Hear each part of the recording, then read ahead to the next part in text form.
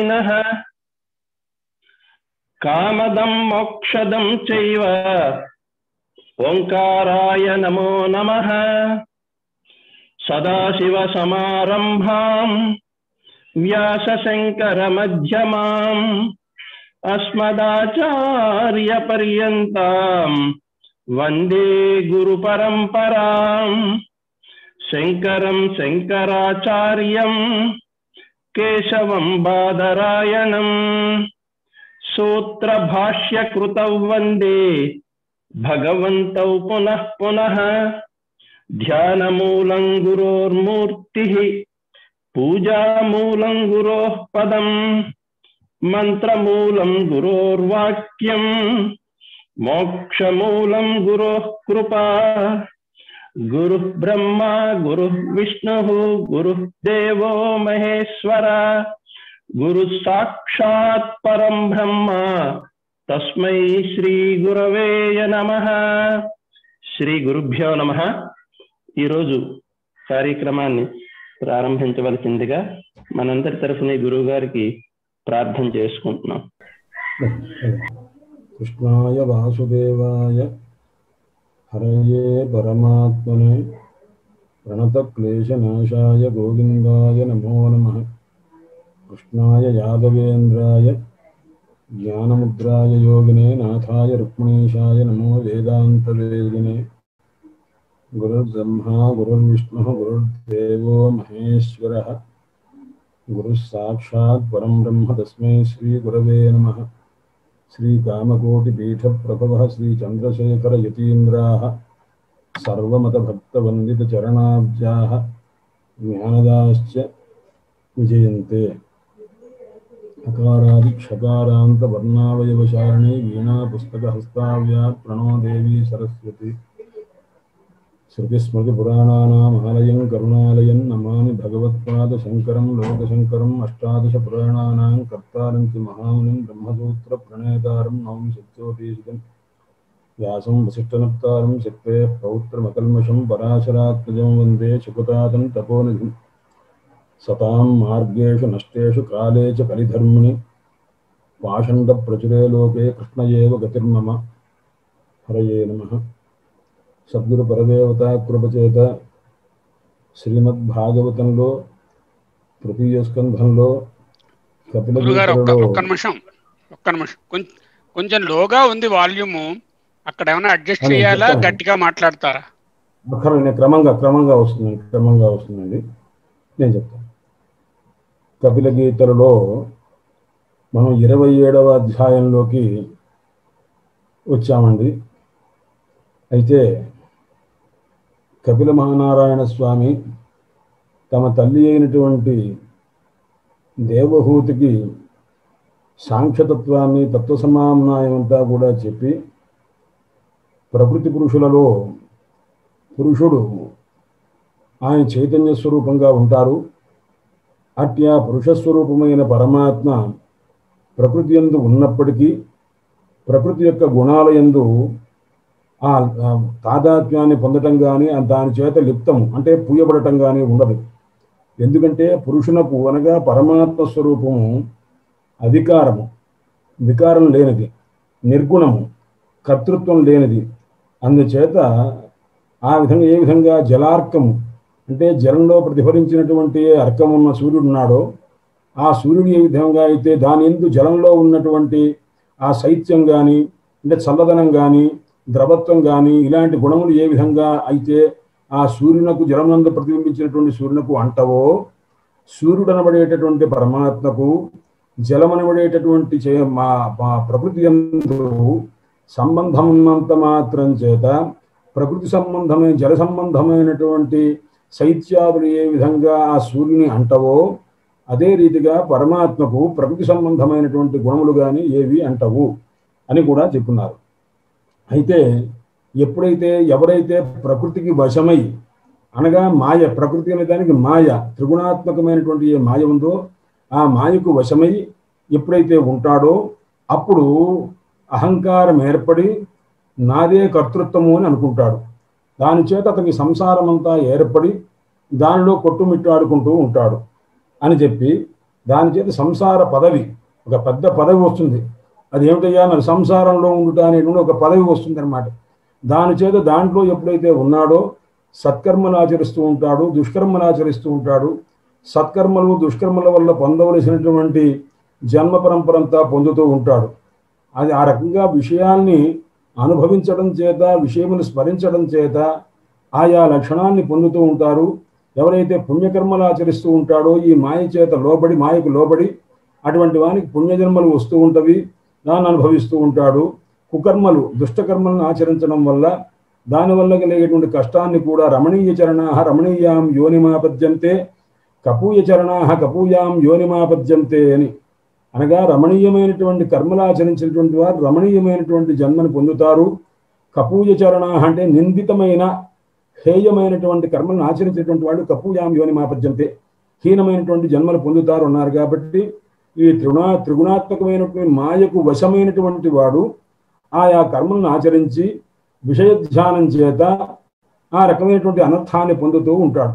అలాంటి స్థితి నుంచి నెమ్మదిగా జ్ఞానం కలిగి శనైశ్చిత్తం ప్రసక్తం అసతాం పఠి అంటే అయోగ్యమైనటువంటి విషయమందు ఆసక్తి కలిగిన ఈ మనస్సును నెమ్మదిగా మళ్లించుకొని యమనిమాదుల చేత, యోగ మార్గం చేత అభ్యాసాన్ని ఎక్కువగా అంటే పరమాత్మ యందు మనస్సును నిలుపుట చేత, శ్రద్ధ చేత కూడుకున్న వారై నాయందు అనగా పరమాత్మ స్వరూపమైనటువంటి నాయందు అని పరమాత్మ చెప్తున్నారు కపిలనారాయణ స్వామి.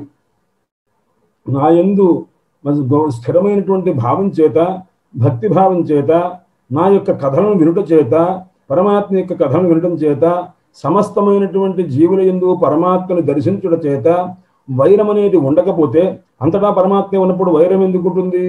ఉండదు.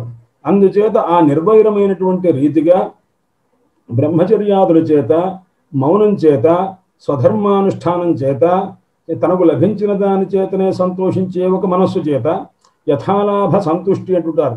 మనకు ఏది లభించిందో దాని చేత సంతోషపడాలి తప్ప అనవసరంగా వస్తువుల కొరకు బ్రహ్మాండంగా పరిగెత్తుతూ ఉండకూడదు.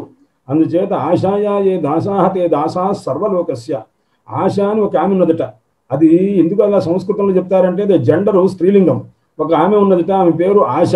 ఆ ఆశ అనే ఆమెకి దాసుడైతే ప్రపంచం మొత్తానికి దాసుడైపోతాడు.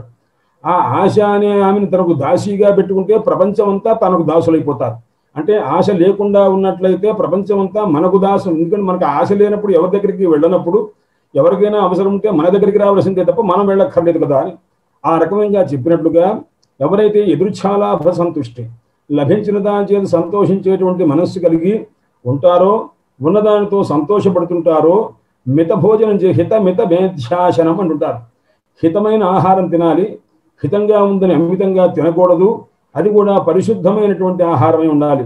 హిత మిత మేధ్య అశనం, హితమైన మితమైన మేధ్య పరిశుద్ధమైనటువంటి అశనం ఆహారం తీసుకుంటూ ఏకాంతంలో ఎవరైతే ఉంటూ ఉంటారో, శాంత స్వభావం కలిగి సర్వత్ర మైత్రీ భావం కలిగి ఎవరైతే ఉంటారో, దయాళువై ఉంటాడో అటువంటి వానికి సానుబంధేచ దేహేస్మిన్ అంటే దేహం ఒకటి ఉంటే ఆ దేహమునకు ఆశ్రయించి ఎవరైతే ఉంటారో, అంటే భార్య కానీ పిల్లలు కానీ మొదలైన వాళ్ళంతా కూడాను దేహాన్ని బట్టి అనుబంధంగా వచ్చేటటువంటి పరివారం. వీళ్ళందరి యందు కూడాను నాది అనేటువంటి ఆ పట్టుదలను విడిచిపెట్టి జ్ఞానం చేత ఏ ప్రకృతి పురుషుల యొక్క వివేకం కలిగి ప్రకృతి యొక్క లక్షణం ఏమిటి, పురుషుని యొక్క లక్షణం ఏమిటి, ప్రకృతి యొక్క తాదాత్మ్యం పురుషుని కలిగితే ఉంటే అనర్థ పరంపర ఏమిటి, ఇదంతా తెలుసుకొని నివృత్త బుద్ధి కలిగి అనగా ప్రకృతి యందు లీనం కాకుండా దాన్ని నేనే ప్రకృతిని అని పురుషుడు అనుకోకుండా ఉంటే అప్పుడు వానికి సంసార బంధం అనేది ఉండదు అని తెలుసుకొని విషయం నుంచి దూరంగా ఉండాలి. దూరీకృతాన్య దర్శన అంటే అనాత్మమైనటువంటి ఆత్మ కంటే భిన్నమైనటువంటి దాని యందు ఏ రకమైనటువంటి ఆసక్తి లేక దాన్ని దూరంగా ఉంచి ఆత్మ దర్శనం కలిగిన వారు ఎవరైతే ఉంటారో అటువంటి వానికి సమస్తమైనటువంటి హితము కలుగుతుంది, ఆత్మజ్ఞానం కలుగుతుంది. చక్షుషేవ అర్కం అంధదృక్కు ఆత్మదృక్కు అని అంటే ఏమిటి? చక్షురేంద్రియం చేత అంతకుముందు చీకటిగా ఉన్నటువంటి చోట ఆ వెలుతురు పొందవలసిన వస్తువులు కనిపించకపోతే ఆ సూర్యుని యొక్క కిరణ సంపర్కం చేత ఈ విధంగా సద్వస్తు గ్రహణం అనేటువంటి ఏ విధంగా చేయగలుగుతాడో అదే రీతిగా సదాభాసం అసతి ఉపలభ్య ఆత్మనాత్మానం చక్షుషేవ అర్కం ఆత్మదృక్కు. ఆత్మదృష్టి కలిగినటువంటి వాడు కూడా ఆ అజ్ఞానం అనేటటువంటి చీకటిలో నుంచి ఆత్మస్వరూపం అనేటటువంటి ఆ ప్రకాశన పొంది జ్ఞానం కలిగిన వాడు అవుతాడు సుమా అని ఇక్కడ దాకా స్థూలంగా కిందటిసారి మనం అనుకున్నటువంటిదండి. 10వ శ్లోకం దాకా అని అనుకున్నాం. తర్వాత ముక్తలింగం సదాభాసం అసతి ప్రతిపద్యతే సతోబంధం అసత్యక్షు సర్వానుశ్చూతమద్వయం. అంటే సదాభాసం అంటే అసత్ అయినటువంటి దాని యందు సద్రూపం ఉన్నదని అనుకుంటున్నాం. మనకు భ్రమ ఎటువంటిదంటే, భ్రమ దేని వల్ల వచ్చింది అన్నారు, అజ్ఞానం వల్ల వచ్చింది అన్నాడు. అజ్ఞానం అంటే ఏమిటి అని ఇప్పుడు మనం అనుకుంటున్న ప్రకృతి ఉంది చూసారా, ఈ ప్రకృతికే అజ్ఞానం అని పేరు. ఎందుకంటే ప్రకృతి అనే దానికి సత్వ రజస్తమో గుణములకు మూలభూతమైనటువంటి స్వరూపము. సత్వగుణం కానీ, రజోగుణం కానీ, తమో గుణం కానీ, వీటికి ఆశ్రయం ఎవరయ్యా అంటే ప్రకృతి మాయ. ఆ మాయ చేతనే మనకు సత్వగుణం, రజోగుణం, తమో గుణం ఇవన్నీ కూడా మనకి వస్తున్నాయి.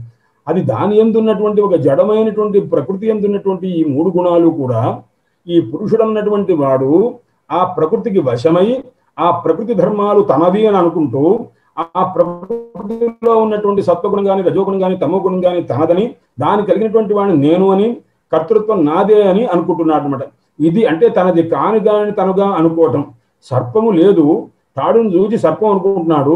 సర్పము కాని దానిని సర్పముగా అనుకోవటం ఏ విధంగా అయితే భ్రాంతి పడి దానివల్ల భయకంపాదులు పొందుతున్నాడో తాడును చూసి సర్పం అనుకోవటం చేత, అదే రీతిగా తనది కానటువంటి సత్వరజస్తమో గుణంలో తనదిగా అనుకోవటం చేత నేను సాత్వికుణ్ణి, నేను రాజసుణ్ణి, నేను తామసుణ్ణి అని ఆయా సంబంధ విశేషాన్ని బట్టి మనకు వచ్చేటువంటి శాంతం కానీ, కోపం కానీ, ఆ రజోగుణం కానీ వీటి చేత తన యొక్క కర్తృత్వం తనదే, ఆ గుణములన్నీ తనవే అని అనుకోవటం చేత ఈ అనర్థ పరంపరంతా వస్తున్నది. అందుచేత ఎప్పుడైతే ముక్తలింగం సదాభాసం అసతి ప్రతిపద్యతే, ఆ రకంగా అసత్తి అయినటువంటి దాని యందు సదాభాస అంటే సత్యమైనటువంటి వస్తువు ఉన్నట్లుగా దాన్ని పొందుతుంటాడు. సతోబంధం అసత్యక్షు సర్వానుశ్చూతం అద్వయం. అంటే పరమాత్మ స్వరూపమునందు అసద్విషయాన్ని ఆలోచించడం చేత అసత్స్వరూపంగా తెలుసుకోవడం అనేది ఒకటి అనర్థం అనమాట. ఏ విధంగానయ్యా అంటే దానికి ఉదాహరణ కూడా చెప్తున్నారు. యథా జలస్థ ఆభాస, జలంలో సూర్యుని యొక్క ఆకాశంలో ఉన్న సూర్యుని యొక్క బింబస్వరూపం ఏదైతే ఉందో అది జలం నందు ప్రతిఫలించింది. ఆ ప్రతిఫలించేసరికి స్థలస్థేన, దీని తాలూకు ఈ జలంలో ఉన్నటువంటి సూర్యుని యొక్క కాంతి ఆ స్థలమునందు కూడా అంటే ఒక గోడ మొదలైనటువంటి వాటిని కూడా ప్రతిఫలిస్తూ ఉంటుంది. ఆ ప్రతిఫలించినట్లుగానే అదే విధంగా స్వాభాసేన తథా సూర్యో జలస్థేన దివిస్థిత, అంటే తన యొక్క ఆభాస చేత అంటే ఆ సూర్యుని యొక్క ప్రతిఫలనం చేత జలంలో ఉన్నటువంటి ఆ సూర్యుని యొక్క ప్రతిఫలము ఆ దివి సూర్యులు ఆకాశంలో ఉన్నటువంటి ఆ సూర్యుని యొక్క ప్రతిఫలం ఏ విధంగా అయితే జలంలో ఉన్నదో అదే రీతిగా ఏవం అంటే ఇది ఒక దృష్టాంతం చెప్పి దార్ష్టాంతికం అంటే మనం దేనికైతే మనం చెప్పదలుచుకున్నామో దాన్ని దార్ష్టాంతికం అంటారు. దేన్నైతే ఉదాహరణగా చెప్తారో దాన్ని దృష్టాంతం అంటారు. కాబట్టి ఇప్పుడు జలంలో ఉన్నటువంటి ఒక సూర్య ప్రతిబింబం ఏదైతే ఉన్నదో బింబం ఏది అన్నారు అంటే ఆకాశంలో ఉన్న సూర్యుడు బింబం. ఆ సూర్యుని యొక్క బింబం యొక్క ప్రతిఫలనం ఎక్కడైతే జరిగిందో దాన్ని ప్రతిబింబము అన్నారు. ఈ ప్రతిబింబం వెళ్ళి మళ్ళా ఎక్కడుంటుంది, గోడ మొదలైనటువంటి వాటిని కూడా ప్రతిఫలించేటువంటి అవకాశం ఉంటుంది. ఆ విధంగానే నాయన మహత్తత్వం అంటే పరమాత్మ స్వరూపము అని అంతకుముందు చెప్పుకున్నాం మనం. ఆ మహత్తత్వం అనేటువంటి పరమాత్మ స్వరూపము, మహత్తత్వం యొక్క స్వరూపం ఏమిటయ్యా అన్నారు అంటే దానికి 3 రకములైన భేదములు ఉండవని చెప్పారు. వైకారికము, తైజసము, తామసము అని అన్నారు. కిందటిసారి ఒకసారి మళ్ళా మీరు చూసుకుంటే తెలుస్తుంది. ఆ వైకారిక, తైజస, తామసములు అనబడేటటువంటి 3 రకములైనటువంటి భేదములు కూడా ఎలా ఉంటాయి? ఏవం త్రివృత అహంకార, త్రివృత్ అంటే 3 రకములు ముప్పేటగా ఉండేది అనమాట. అంటే తైజస వైకారిక, తైజస, రాజస అనేబడేవి. దాని నుంచి మళ్ళా ఏమిటి మళ్ళా 3 భేదాలు చెప్పారు. భూతేంద్రియ మనోమయ అని అంటే పంచభూతములుగా ఉండటము, ఇంద్రియ స్వరూపంగా ఉండటము, మనస్వరూపంగా ఉండటము, ఈ 3 కూడా ఉండటం అనమాట. అంటే దాని నుంచి వైకారిక, తైజస, తామసములు కాస్త మళ్ళా భూత రూపంగా, పంచభూత రూపంగా, ఇంద్రియముల రూపంగా దాన్ని గ్రహించేటటువంటి వాటిలో ఉన్న గుణాలను గ్రహించేటువంటి ఇంద్రియ రూపంగా ఉండటము, ఆ ఇంద్రియములకు ప్రేరకమైనటువంటి మనస్వరూపంగా ఉండటం అనేటువంటిది ఏ విధంగా అయితే ఉంటుందంటే నాయన ఎక్కడి నుంచి వచ్చింది? మహత్తత్వంలో నుంచి ఇదంతా వచ్చింది. అదే రీతిగా ఎక్కడ దీవిస్థిత అంటే ఆకాశమునందున్నటువంటి సూర్యుని యొక్క ప్రతిఫలనము జలమునందు పడి జలమునందున్నటువంటి ఆ సూర్యుని యొక్క ప్రతిబింబము ఆ కుడ్యాదులు ఎందు అంటే గోడలో మొదలైనటువంటి వాటిని ప్రతిఫలించినట్టుగా దీని మహత్తత్వమునందున్నటువంటి ఏ వైకారిక, తైజస, రాజసములు, తామసములు ఉన్నావో అది ఎక్కడి నుంచి వచ్చింది, ఎక్కడికి వచ్చిందయ్యా అన్నాడు. అంటే జలస్థ సూర్యుడిలాగా ఉన్నది. జలస్థమైనటువంటి సూర్యుడు కుడ్యావేందు ప్రతిఫలించినటువంటి రీతిగా ఇది భూత ఇంద్రియ మనోమయంగా దాని యొక్క పరిణామం జరిగింది అని అంటున్నారన్నమాట. అందుచేత దాన్ని చూసి ఏమనుకుంటున్నారు, సదాభాస, అది వస్తుత సత్యమా అన్నారు. ఆకాశంలో ఉన్న సూర్యుడు సత్యం తప్ప ఇక్కడ ఉన్నటువంటి సత్యం కాదు కదా. అవి సదాభాస అంటే సత్యంగా ఆభాసగా తెలియబడుతుంది. దాని ఎందు ఏం చేస్తున్నారు, అసత్తైన దాని ఎందు సత్య దృష్టి కలిగి ఉంటున్నారు. భూత సూక్ష్మేంద్రియ మనోబుద్ధ్యాదిషు నిద్రయ, దేని చేత ఈ రకంగా అనుకుంటున్నాడు అన్నాడు అంటే నిద్ర చేత, అజ్ఞానం చేత అనుకుంటున్నారు అని. అయితే ఎప్పుడైతే ఇవన్నీ కూడా నిద్రయాలీనేషు, నిద్ర చేత ఇవన్నీ కూడా ఏమవుతాయి అన్నాడు, లీనమైపోతాయి. అంటే భూతేంద్రియ మనోమయమైనటువంటి స్వరూపం అంతా కూడా సుషుప్త అవస్థలో అంతా లీనమైపోతుందండి. లీనమైపోతే అప్పుడు ఎలా ఉంటుంది అన్నాడు. ఆ సందర్భంలోనే ఈ ప్రపంచం అంతా కూడా ఉన్నది అని చెప్పడం కోసం అన్నమాట. అందుచేత ఇదంతా కూడా అజ్ఞానం చేత భూతేంద్రియ మనోమయాత్మకమైనటువంటి ఈ ప్రపంచం అంతా ఉంటుంది. ఎప్పుడైతే ఈ నిద్ర నుంచి కాస్త మేల్కుంటాడో, అంటే ఈ భూతేంద్రియ మనోమయమైనటువంటి వైకారిక తైజస రాజస మూలకమైనటువంటి ఈ మూడింటికి కూడా మూలమైనటువంటి ఏ మహత్తత్వం ఉందో దాని నుంచి కూడా ఎవరైతే నివృత్తిని పొందుతాడో, అంటే దాని యందు ఆసక్తి లేకుండా పరమాత్మ యందు మనస్సు లగ్నమై ఉంటుందో అటువంటి వాడు ఆత్మానం అనష్టో నష్టవన్నుష. ఎలా ఉంటుంది, నిరహంక్రియ అంటే ఇటువంటి అసతి తత్ర వినిద్రహ, నిద్రను విడిచిపెట్టి అంటే అజ్ఞానం అనేటువంటి దాన్ని విడిచిపెట్టి ఉంటాడో అటువంటి వాడు కృతార్థుడవుతాడు. అప్పుడు ఏమవుతుంది, ఆ అహంకారం మహాత్మ దీనికి మూలమైనటువంటి అహంకారంగా కూడా నష్టమైపోతుంది. అప్పుడు నష్టే అహంకరణే ద్రష్ట. అహంకారం అనేటువంటిది ఎప్పుడైతే నష్టమైపోయిందో, ఎందుకంటే వీటికి మూలం ఏ కార్యమైనటువంటిది మొత్తం కూడాను నష్టమైపోతే, ఆ కార్యానికి కారణమైనటువంటి ఏ అహంకారం ఉందో ఆ అహంకారం కూడా నష్టమైపోతే అప్పుడు ఏముంటుంది, అహంకారం నేను అని అనుకోవడానికి ఒక కర్తృత్వాన్ని సంపాదించేటటువంటి ఏ సామగ్రి లేదు, ఆ సామగ్రి కారణమైనటువంటి అహంకారము లేదు. లేనప్పుడు ఎలా ఉంటుంది అన్నాడు, నష్టే అహంకరణే ద్రష్ట. ఆ ద్రష్ట అయినటువంటి వాడు, చూచేటటువంటి వాడు, నాది నేదు అనుకునేటువంటి వాడు ఎవరైతే ఉన్నాడో నష్ట ఇవ ఆతుర, అంటే డబ్బు ఏ విధంగా అయితే బాగా సంపాదించి ఆ డబ్బంతా పోయిన తర్వాత నష్టవిత్త అంటే డబ్బు పోయినట్టుగా అనుకుంటాడో, ఈ విధంగా చివరికి అంతా నష్టమైపోయిన తర్వాత ఇప్పుడు ఏ రకంగా ఉంటాడు అన్నారు. ప్రత్యవమృష్య అసావాత్మానం ప్రతిపద్యతే. ఎవరెవరే అనవసరంగా ఇదంతా నేను సంపాదించాను, అనవసరమైన సంపాదించి వ్యర్థంగా నానా కష్టపడి దాని ఎందు సుఖాన్ని సుఖలేశాన్ని అనుభవించినట్టుగా భావించి చివరికి దుఃఖమే పర్యవసానంగా ఉంది, అనవసరంగా సంపాదించానే అని అనుకోని ఈ విధంగా అయితే చింతన పొంది దాన్ని విడిచిపెట్టి దానికంటే భిన్నమైన సత్యమైన నిత్యమైన పరమాత్మ స్వరూపాన్ని ఏ విధంగా అయితే పొందుతాడో అదే రీతిగా ఈ అహంకారము దీనికి మూలమైనటువంటి మహత్వాదుల దగ్గర నుంచి అంతటినీ కూడాను విచారించి ఇది ఏవి కూడా సత్యమైన కావని దాన్ని విడిచిపెట్టి పరమాత్మ ఎంతే మనస్సు లగ్నం చేసుకుంటాడే అటువంటి వాడు కృతార్థుడవుతాడు సుమా అని ఆ తల్లికి దేవహూతికి ఉపదేశం చేశారు. సాహంకారస్య ద్రవ్యస్య యోవస్థానం అనుగ్రహ ఆత్మానం ప్రతిపద్యతే. అమ్మా, ఆ రకంగా అన్నింటినీ కూడాను ఏవైతే కార్యప్రపంచములకు కారణభూతములై ఉన్నవో ఆ కార్యప్రపంచాన్ని పోగొట్టుకుని కార్యములకు కారణమైనటువంటి దాన్ని కూడాను విడిచిపెట్టి ఎప్పుడు పరమాత్మ యందు లగ్నమైతే వాడు కృతార్థుడవుతాడు తల్లి అని అన్నారు. ఇంత ప్రసంగం చేసిన తర్వాత దేవహూతి ఒక ప్రశ్న వేసింది. నాయన, పురుష ప్రకృతుల యొక్క వివేకం కలిగి ఉండాలన్నారు. పురుష ప్రకృతులు ఇద్దరు కూడాను నిత్యము కలిసి ఉంటారు.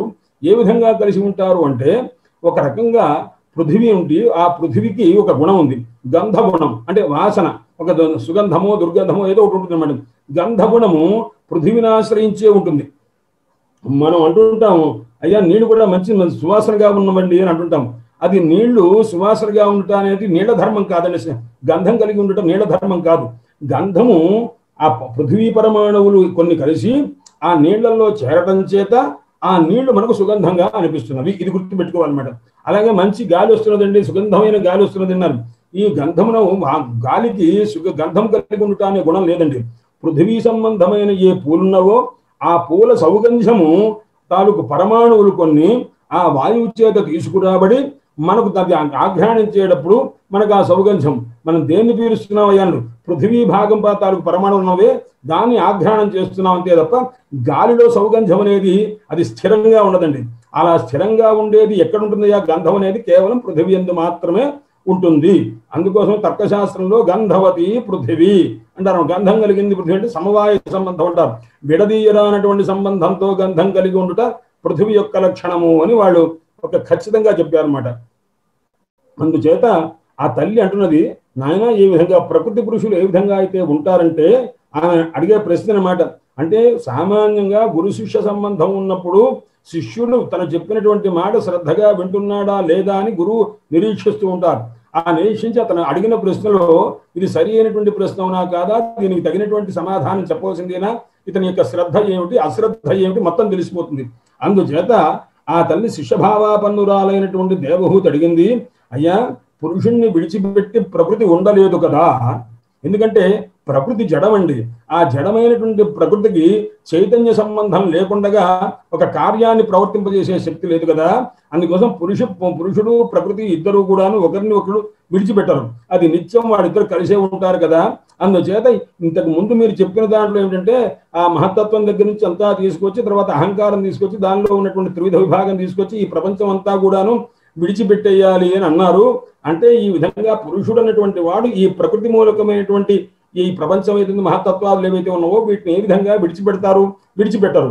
ఎందుకంటే గంధాన్ని విడిచిపెట్టి పృథివీ ఉంటుందా, ఉండదు. పృథివీని విడిచిపెట్టి గంధం ఉండగలదా, ఉండదు. ఆ రీతిగానే ప్రకృతిని విడిచిపెట్టి పురుషుడు కానీ పురుషుడిని విడిచిపెట్టి ప్రకృతి కానీ ఉండవు కదా. అలాంటప్పుడు ఇది మీరు చెప్పినటువంటి ఉపాయం ఏ విధంగా సాధ్యమవుతుంది స్వామి అని అడిగింది అనమాట.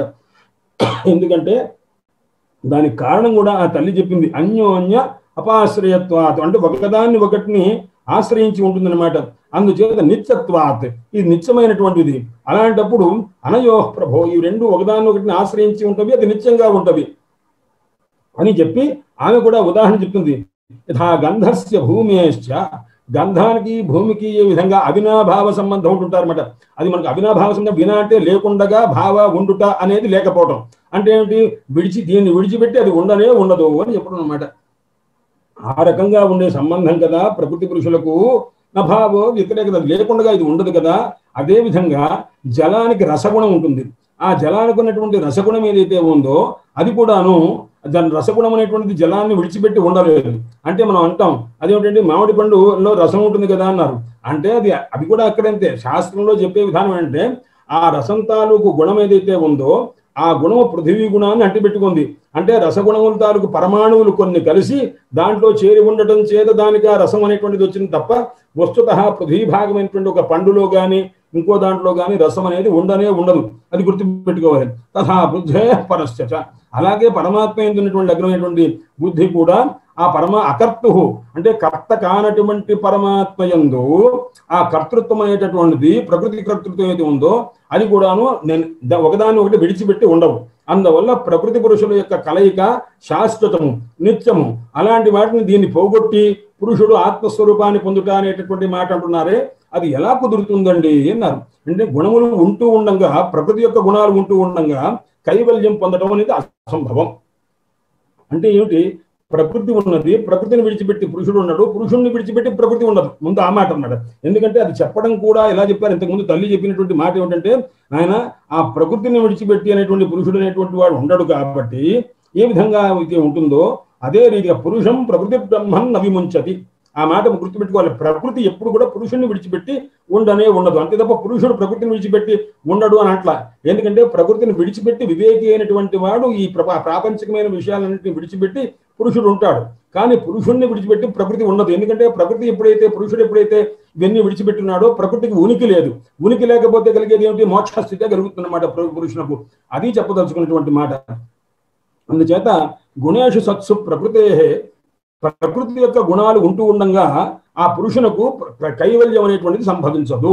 అందుకంటే ఆ గుణముల చేత కూడుకొని ఆ గుణములు తనవనుకోవడం చేత అజ్ఞానం చేత నిండిపోయి, అజ్ఞానం అనగా ప్రకృతి, ప్రకృతి అనగా మాయ, ఇదంతా ఒకే విధంగా అర్థం చేసుకోవడం అనమాట. అందుచేత ఆ అజ్ఞానం అనబడేటటువంటి ఏ ప్రకృతిని తనదిగా అనుకున్నాడో దానివల్ల ఈ సంసారం అంతా ఏర్పడుతుంది. అందుచేత క్వచిత్ తత్వామరుసేన నివృత్తం భయముల్బణం. ఎప్పుడయ్యా ఆ ప్రకృతి పోయేది ఆ పురుషుడి నుంచి అంటే తత్వామరుసేన, అంటే తత్వ విచారం చేతనే పోతుంది తప్ప అంతకంటే వేరు మార్గం చేత పోవటానికి అవకాశం లేదు. అందుకోసమే నాణ్య పంథ విద్యతే అజనాయ అని శృతి వచనం అండి. ఎందుకంటే అజనాయ అంటే మోక్షమునకు అన్యపంథ అంటే జ్ఞానం కంటే వేరు మార్గము లేనే లేదు. అందుకే కర్మలాచరిస్తే మనకు మోక్షం వచ్చేటువంటి అవకాశం లేదు. అందుచేత జ్ఞానం చేత కర్మలాచరిస్తే మనకు కలిగేది ఏమిటండి అన్నాడు, చిత్తశుద్ధి కలుగుతుంది. చిత్తశుద్ధి వల్ల జ్ఞానానికి అనుకూలమైనటువంటి మనస్సు ఏర్పడుతుంది. దానివల్ల ఏది చెప్పినా ఆ తత్వ విచారాన్ని సరిగ్గా తెలుసుకునేటువంటి ఒక శక్తి సంపత్తి కలుగుతుంది అనమాట. అందుచేత కర్మలు కూడాను జ్ఞానానికి మోక్షానికి మార్గములే, సాధనములే. అందుకోసం కర్మల్ని విడిచిపెట్టకూడదు. ఎంత మటుకయ్యా అన్నాడు, జ్ఞానం కలిగేంత మటుకు. జ్ఞానం కలిగిన తర్వాత ఏం చేయాలయ్యా అన్నాడు, ఆ జ్ఞానం చేత మోక్షాన్ని పొందాలి. ఎందుకంటే నౌక చేత నదిని దాటాలి. దాటిన తర్వాత ఆ నౌక నాకు బాగా ఉపయోగించింది కానీ భుజాన్ని వేసుకొని తిరగరు కదా. అదే రీతిగా చిత్తశుద్ధి అనేటటువంటిది కలిగిన తర్వాత ఆ తర్వాత ఏం చేయవలన్నాడు, ఆ చిత్తశుద్ధి చేత కలిగినటువంటి మోక్షం అయితే దాని ప్రయోజనమైనటువంటి జ్ఞానం ఉందో ఆ జ్ఞానాన్ని పొంది మోక్షాన్ని పొందాలి. అందుచేత కర్మలు సాధనములు తప్ప సాక్షాత్తు సాధనములు కాదు, చిత్తశుద్ధికి సాధనములు. చిత్తశుద్ధి సాధనములు అయిన తర్వాత ఆ చిత్తశుద్ధి చేత జ్ఞానం, జ్ఞానం చేత మోక్షము అని దానికి అర్థం. అందుచేత ఇక్కడ చెప్తున్నారు అపాం ఆ రకంగా చెప్పి క్వచిత్ తత్వామరసేన ఆయన ఆ తల్లి అంటున్నది తత్వ విజ్ఞానం చేత భయం కాస్తా పోయిందంటున్నారు. అనివృత్త నివృత్తత్వాత్ పునఃప్రత్యవతిష్టతే అంటే అది పోయేటటువంటిది కాదు. అంటే ఈ మాయ అనేటటువంటి పోయేది కాదు కదా. అది ఏ రకంగా జరుగుతుంది మీరు అన్నారు కదా, తత్వామరస చేత భయం పోతుంది అని అంటున్నారు. అది ఏ రకంగా జరుగుతుంది అని ఆ తల్లి అడిగింది. అంటే ప్రకృతి పురుషుల యొక్క సమావేశము శాశ్వతము. ఆ తల్లి అడిగిన ప్రశ్న అది పూర్తిగా నివృత్తిని పొందదు. గంధం ఏ విధంగా పృథువుని ఆశ్రయించి ఉంటుందో, రసగుణం ఏ విధంగా జలాన్ని ఆశ్రయించి ఉంటుందో, రూపగుణం ఏ విధంగా తేజస్సును ఆశ్రయించి ఉంటుందో ఆ రకంగా కదా అని దృష్టాంతాదులు చెప్పి ఆ తల్లి ప్రశ్న వేసి ఉన్నదన్నమాట. అప్పుడు అంటే ఇప్పుడు ఏం చెప్పాలి పరమాత్మ, అమ్మ ప్రకృతి పురుషులు ఇద్దరు కూడాను శాశ్వతంగా కలిసి ఉండరు. వివేకం చేత ఆ ప్రకృతిని కాస్త దూరం చేసి పురుషుడు ఆత్మస్వరూపాన్ని పొందుతాడు అని చెప్పాలి. అందుకోసం అనిమిత్త నిమిత్తేన స్వధర్మేణ అమలాత్మన ఇక్కడ నుంచి తృతీయ విభక్తులు వేస్తుంటారన్నమాట. తృతీయ విభక్తులు వేశారంటే దాని సాధనములు పరమాత్మ స్వరూపాన్ని పొందటానికి మనకు ప్రకృతి అనబడేటటువంటి అజ్ఞానాన్ని మాయని విడిచిపెట్టడానికి ఏ రకంగా చేయవలనో, ఏ రకంగా చేస్తే ఆ ప్రకృతిని జయించి పరమాత్మ స్వరూపాన్ని పొందవచ్చును ఆ విధానం అంతా దాని చేత దాని చేత దాని చేత దాని చేత దాని చేత ఇవన్నీ తృతీయ విభక్తులతో చెప్పుకుంటారన్నమాట. అనిమిత్త నిమిత్తేన స్వధర్మేణ అంటే ఏంటి, నిష్కామమైనటువంటి ధర్మానుష్ఠానం చేత కానీ ఆ తీవ్రమైనటువంటి భక్తి చేత ఆ తర్వాత విన్నటువంటి ఏ మాటలు ఉన్నవో శాస్త్రోక్తమైనటువంటి మాటల చేత జ్ఞానం చేత తత్వదృష్టి చేత వైరాగ్యం చేత, వైరాగ్యం కూడా స్వల్ప వైరాగ్యం పనికిరాదు, బలీయసా వైరాగ్యేణ గొప్పదైన వైరాగ్యం ఉండవలేదు. ఎంత వైరాగ్యం ఉండాలంటే ఈ ప్రపంచమునందు వైరాగ్యం ఎంత ఉండాలి అంటే కాకవిష్టాప్రాయేస్మిన్ సంసారే అంటుంటారు పెద్దలు. అంటే కాకి పెంట హఠాత్తుగా నేలకి మీద పడితే ఈ విధంగా తూతూ అని ఉమ్మేసి నేలకి శుద్ధి చేసుకుంటామో ఈ ప్రాపంచికమైనటువంటి సుఖం ఏదైతే ఉంది ఎక్కడి నుంచి మనుష్య సుఖం దగ్గర నుంచి బ్రహ్మలోక ప్రాప్తి వరకు ఉన్నటువంటి సుఖాదులన్నింటి యందు కూడా కాకవిష్టాప్రాయము అంటే ఏంటి, కాకి మలం నోట్లో పడితే నేలకి మీద పడితే దుర్చుకున్నట్టుగా దాన్ని అంత విడిచిపెట్టగలిగి ఉండాలన్నమాట. అందుచేత అది తీవ్రమైనటువంటి వైరాగ్యం ఉండవాలి, బలీయమైన వైరాగ్యం ఉండాలి. తపోయుక్తమైన దాని పక్కనే తపోయుక్తేనా అన్నాడు. బలీయస తపోయుక్తమైనటువంటి ఏ యోగం ఉందో దాని చేత తీవ్రమైనటువంటి ఆత్మ సమాధి చేత ఇవన్నీ ఆ శబ్దాలు తీవ్రము బలీయస అని ఈ రకంగా అంటున్నారు. అంటే దాని తాలూకు శాతం ఎక్కువ ఉండాలని తెలుసుకోండి. అందుచేత అలా ఉన్నప్పుడు మాత్రమే ప్రకృతిని జయించి అనగా మాయను జయించి చైతన్య స్వరూపమైనటువంటి పురుషుడు ఆ పరమాత్మ స్వరూపాన్ని పొందగలుగుతాడు. నాయన ఈ జీవుడు అన్నటువంటి వాడు గుణములకు లోబడి ఎప్పటిదాకా నానా బాధలు పడుతున్నటువంటి వాడు క్రమంగా ఆ మాయను జయించాలి అంటే ఆ గుణముల నుంచి బయటపడాలంటే ఈ సాధనాన్ని ఆశ్రయించవలే అని చెప్పి తపోయుక్తమైనటువంటి యోగం చేత తీవ్రమైన ఆత్మసమాధి చేత ప్రకృతి అనేటువంటిది ప్రకృతి పురుషస్య దక్ష్యమానాత్మహర్నిశం ఆ రకంగా ఎప్పుడైతే మనం చేశామో ప్రకృతి నిర్జీవమైపోతుంది, దహింపబడుతుంది అన్నమాట. అంటే ఈ ఆత్మసమాధి చేత కానీ ఈ భక్తి చేత కానీ శాస్త్రోక్తమైన కర్మలను ఆచరించడం చేత కానీ ఇలాంటి వాటి చేత ప్రకృతి నిర్వీర్యమైపోతుంది. ఆ నిర్వీర్యమైపోయిన తర్వాత తిరోభవిత్రి ఇక తనకు స్థానం లేదని చెప్పి ఆమె కాస్త వెనక్కి వెళ్తుంది. శనకై నెమ్మదిగా అగ్నేర్యోనిరివ అరణి అంటే అరణిలోకి ఏ విధంగా అయితే దాంట్లోనే కలిసిపోతుందో అంటే జ్వాలైనటువంటి ఆ అరణి స్వరూపంలాగా పొంది భుక్త భోగ పరిత్యక్త పురుషుడు అప్పటిదాకా అనుభవించిన దాన్ని కాస్త విడిచిపెట్టేశాడు. విడిచిపెట్టిన తర్వాత ఎలా ఉంటుంది, వైరాగ్యం చేత దృష్ట దోష దాన్ని చూచాడు. ఇప్పటిదాకా అనుభవించిందంతా కూడా ఏమిటి అని అంటే దృష్ట దోష పరిపూర్ణమైన దోషాన్ని కలగజేసింది తప్ప సుఖలేశాన్ని నాకు కలగ చేయలేదు అని నిర్ణయించుకొని ఆ మహానుభావుడు ఆ జ్ఞానం కలిగినటువంటి వాడు ఈ రకంగా అంతా విడిచిపెట్టేస్తాడు. నేశ్వరస్యాజుబంధత్తే స్వీమహిం నిశ్చితస్య. ఆ రకంగా ఎవరైతే నిత్య వైరాగ్యం కలిగి అంటే నిష్ఠ కలిగినటువంటి రీతిగా తీవ్రమైన వైరాగ్యం కలిగినటువంటి వాడు, బలిష్టమైనటువంటి వైరాగ్యం కలిగినటువంటి ఆ మహానుభావుడు విషయవాంఛలన్నింటినీ విడిచిపెట్టి పరమాత్మ యందు లగ్న మనస్కుడైనటువంటి వాని దగ్గరికి ఈ మాయ అతనిని అంటలేక, అతని దగ్గర ఉండలేక అది కాస్త తిరోభవిత్రి వెనక్కి వెళ్ళిపోతుంది. అటువంటి సందర్భంలో అశుభం నధత్తే క్షేమహిం నిస్థిత. ఆమె ఏ విధంగా కూడా వాడిని స్వాధీనం చేసుకోలేదు. స్వాధీనం చేసుకోలేకుండా అతనికి ఏ రకమైనటువంటి అమంగళాన్ని కలగ చేయలేదు అని చెప్పి యథాహి అప్రతిబుద్ధస్య ప్రస్వాప బన బహు అనర్థభతు. అప్రతిబుద్ధం మేల్కొన్నటువంటి వాడికి నిద్ర బాగా నిద్రపోతున్నాడు. అటువంటి అప్రతిబుద్ధస్య వాడు మేల్కోవట్లేదు, వాడిని ఎన్నిసార్లు కొట్టి లేపినా లేవట్లేదు. అలాంటి వాడికి ప్రస్వాపస్య అతనికి స్వప్నం అనేటువంటిది ఏ విధంగా అయితే ప్రస్వాప నిద్రపోవడం బహు అనర్థభతు అనేక అనర్థం కలిగేస్తుంది. సంస్కృతంలో నిద్ర అంటారు. నిద్ర అంటే ఏమిటి అన్నాడు. ద్ర అంటే కుత్సాయాంగతో, నీచమైనటువంటి గతి అని అర్థం అనమాట. అంటే మనకున్న వివేకం అప్పటిదాకా చిన్నప్పటి నుంచి చదువుకునేటువంటి వివేకము విజ్ఞానం అంతా కూడా లీలమైపోయేది. పని చేయకుండా ఏ సమయం అయితే ఉందో ఆ సమయం మనకు అనర్థాన్ని కలిగించిందే కదండి. ఎందుకంటే లేచి ఉంటే భగవన్నామం చేసుకుంటాం, లేకపోతే అనుష్ఠానం చేసుకుంటాం, ఏదైనా సత్ప్రసంగం చేసుకుంటాం, మంచి మాటలు చేస్తాం. అది లేకుండా హాయిగా నిద్రపోయాను నిద్ర అంటుంటే దానికి అర్థం అంటే నికృష్టమైన నిద్ర అని దానికి అర్థం అనమాట. నికృష్టమైన అంటే అతిహీనమైనటువంటి ద్ర, మన జ్ఞానాన్ని కాస్త సంహరణం చేసేది అనమాట. అందుచేత అది నిద్ర అంటారనమాట. అది ఏ విధంగా అదిగా నిద్రపోతూ ఉంటే అప్రతిబుద్ధస్య మేల్పోకుండా ప్రస్వాప బాగా నిద్రపోవడం. స్వాప అంటే నిద్రపోవటం, ప్రస్వాప అంటే బాగా నిద్రపోవడం. అది ఏం చేస్తుందంటే బహ్వనర్థభృతు అనేక అనర్థాన్ని ఏ విధంగా కలిగిస్తుందో అలాగే సయేవ ఆ ప్రస్వాపం ప్రతిబుద్ధస్య మేల్కొన్నటువంటి వానికి. అదే మనం మేల్కొన్నాం అనుకోండి, మనకు ఎవరైనా అపకారం చేస్తే అపకారం చేసేవాడిని మనం వెంటనే మేల్కొన్న తర్వాత వాడిని ఖండించి వాడిని కాస్త తోసేయగలం. అందుచేత అదే ప్రతిబుద్ధుడైనటువంటి వానికి మోహం కలగదు.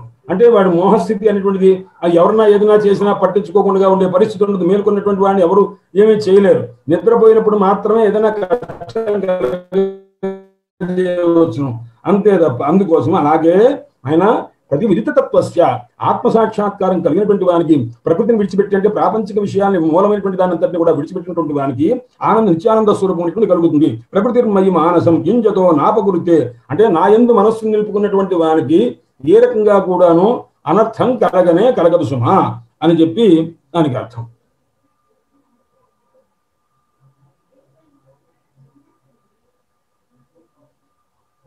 యుంజతో నాపగురితే ఆత్మారామస్య కర్మ కరిహెచ్చుతు.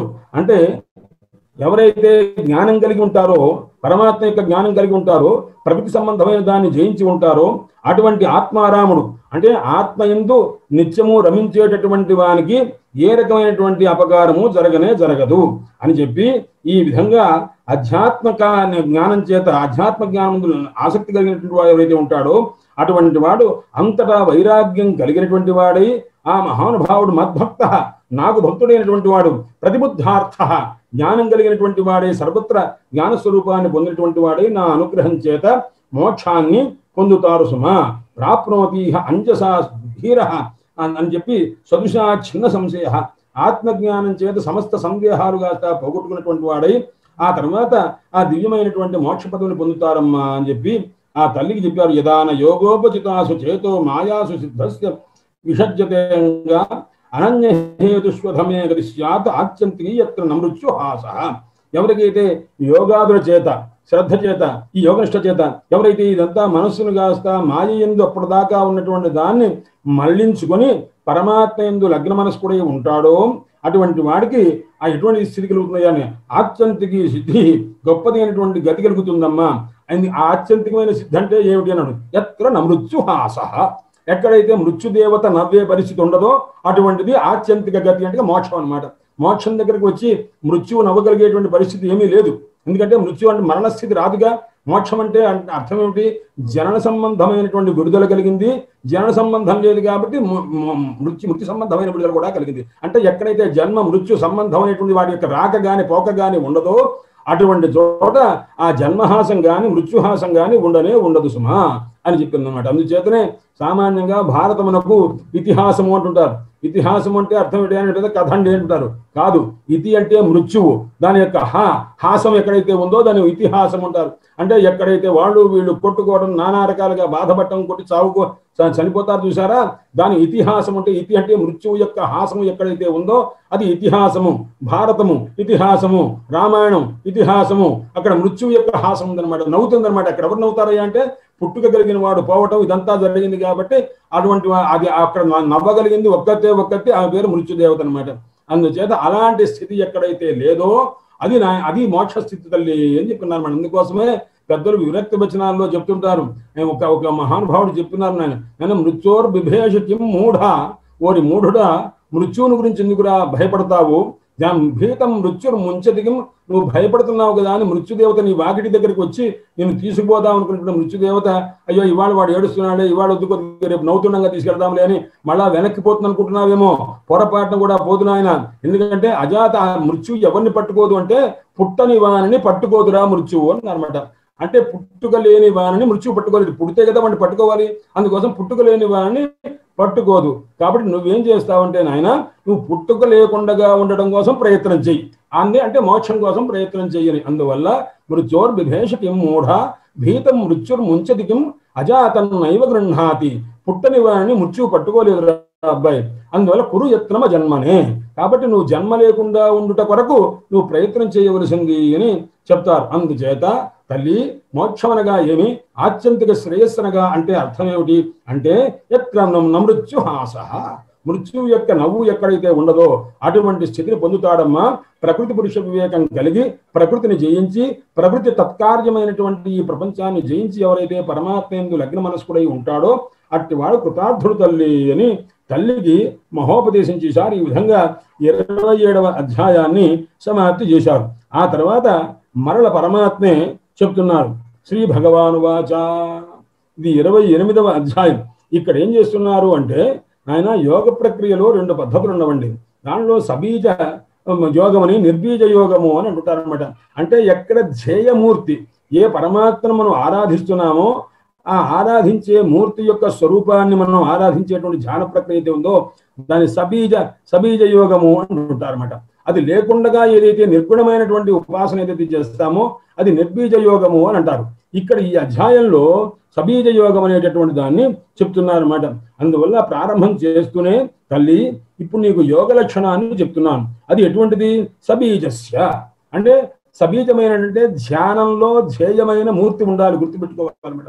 మనం దేన్ని ధ్యానం చేస్తున్నామో ఆ ధ్యేయమూర్తి యొక్క ధ్యానం ఏదైతే ఉందో దాన్నే ఏమంటారయ్యా అంటే సబీజ యోగము అని అంటారన్నమాట. దాని గురించి నేను తల్లి నీకు ఉపదేశం చేస్తున్నాను. ఎందుకంటే మనో ఏనైవ విధిన ప్రసన్నం యాతి సత్వథం. ఈ సబీజ యోగం వల్ల ప్రయోజనం ఏమిటంటే మనస్సు ఆ ధ్యేయమూర్తిని ఆలోచించడం చేత ఏ కృష్ణ పరమాత్మను ఏ రామచంద్రమూర్తిను నిరంతరము ఆలోచించడం చేత ఆ స్వరూపం తప్ప ఇంకొక స్ఫూర్తి ఎప్పుడైతే ఉండదో దానివల్ల అది సబీజమైనటువంటి యోగం వల్ల నిర్మలంగా ఉంటుంది. నీకు ఎక్కడ చూసినా మనస్సంతా దాని అందే ఉన్నది కాబట్టి అని చెప్తున్నా అనమాట. స్వధర్మాచరణం మనో ఏనైవ విధిన అంటే ఏ సబీజ యోగ అనుష్ఠానం చేత ఉపాసన చేత ప్రసన్నం యాతి మనస్సు ప్రసన్నతను పొందుతుందో సన్మార్గంలో ఉండి పొందుతుందో అట్టి ధర్మాన్ని నీకు ఉపదేశం చేస్తున్నానమ్మా అని చెప్పి మొట్టమొదట ప్రారంభం చేస్తున్నారు. స్వధర్మాచరణం, నీకు చెప్పిన ధర్మం ఏదైతే ఉందో నీవు ఆచరించవలే, ఇది మొట్టమొదటి మాట. అది ఎలాగా, శక్తి చేత నీకు యావత్ శక్తి ఎంత మటుకు నువ్వు చేయగలవో స్వధర్మానుష్ఠానము అంత చేస్తూ ఉండవలసింది అని. ఎందుకంటే నేను కిందటిసారి గురు పూర్ణిమప్పుడు శబ్దం అనుకున్నటువంటి ఒక కథ ఉన్నది స్వధర్మానుష్ఠానం అనే దాని గురించి. ఎందుకంటే శంకర భగవత్పాదులు వారు వారి సమయంలో ఒక రోజున వారు సంచారం చేస్తూ ఉంటే ఒక వృద్ధుడు ఒకతను కళ్ళు తీసేటటువంటి గౌళ్ళత అనమాట. అతను ఏం చేశాడంటే ఒక చిన్న కర్ర తీసుకొని ఒక పెద్ద తాడి చెట్టు ఎక్కడో ఉంది, ఆ తాడి చెట్టు ఫలాలని పైన ఎక్కడో ఉన్నది, ఆ వండు ఉంటే అతను ఏం చేశాడు, ఆ కర్రతో ఇట్లా చెట్టుని ఇట్లా ముట్టుకున్నాడు. ముట్టుకోగానే ఆ కళ్ళు ఆ తాడి చెట్టు అంతా కింద వంగిపోయింది. వంగిన తర్వాత ఆ కళ్ళు అనేటువంటి ఏర్పాటు చేయడం దానికి తగ్గ పద్ధతి అంతా చేశాడు. చేసిన తర్వాత మళ్ళీ ఈ కర్రతో ఇట్లా ముట్టుకోగానే ఆ చెట్టు నిటారున్నా నిలబడింది అనమాట. ఈ శంకర భగవత్పాదులు దూరంగా చూస్తున్నారు. మళ్ళా ఇంకో చెట్టు దగ్గరికి వెళ్ళాడు. ఆ చెట్టు దగ్గర ఆ తాటి చెట్టుని ఇట్లా ముట్టుకున్నాడు కర్రతోటి. ఆ కర్రతో ముట్టుకున్న తర్వాత దాన్ని కాస్త అది మళ్ళీ వంగిన తర్వాత దానికి మళ్ళీ ఆ కళ్ళు ఏ విధంగా ఏర్పాటు చేయాలో అది చేసి మళ్ళీ దాన్ని కాస్త ఇట్లా ముట్టుకోగానే అది మళ్ళీ నిటారు నిలబడ్డది. ఇలా 4-5 చెట్లు ఇలా అతను కర్రతో ముట్టుకోగానే చెట్టు తనంతట తానుగా వంగిపోవటము, ఆ కళ్ళు అనేటువంటిది ఏ విధంగా చేయాలో దాన్ని చేయటము, అదింతా పెట్టేసరికి శంకర భగవత్పాదుల వారికి చాలా ఆశ్చర్యం కలిగింది. ఆశ్చర్యం కలిగిన తర్వాత వీరిని చూసి భగవత్పాదుల వారిని చూసి ఆ కళ్ళు గీసేటటువంటి అతను నమస్కారం చేసి, అయ్యా మహానుభావులు పెద్దలు మేము దర్శించుకున్నాను అంటుంటే, నాయన నువ్వు చేస్తున్నటువంటి అత్యాశ్చర్యకరంగా ఉంది రాబాయ్, కాబట్టి ఏమిటిది ఇలా జరిగింది అని నీకు ఈ శక్తి ఎలా వచ్చింది అని అన్నారు. అంటే స్వామి మా పెద్దలు చెప్పారు, ఎందుకంటే నాయన నీ ధర్మంలో నువ్వు ఉండరా, వేరే ధర్మాన్ని నువ్వు ఆచరించవద్దు అన్నారు. స్వధర్మే యధనం శ్రేయ పరధర్మో భయావహ అన్నారు.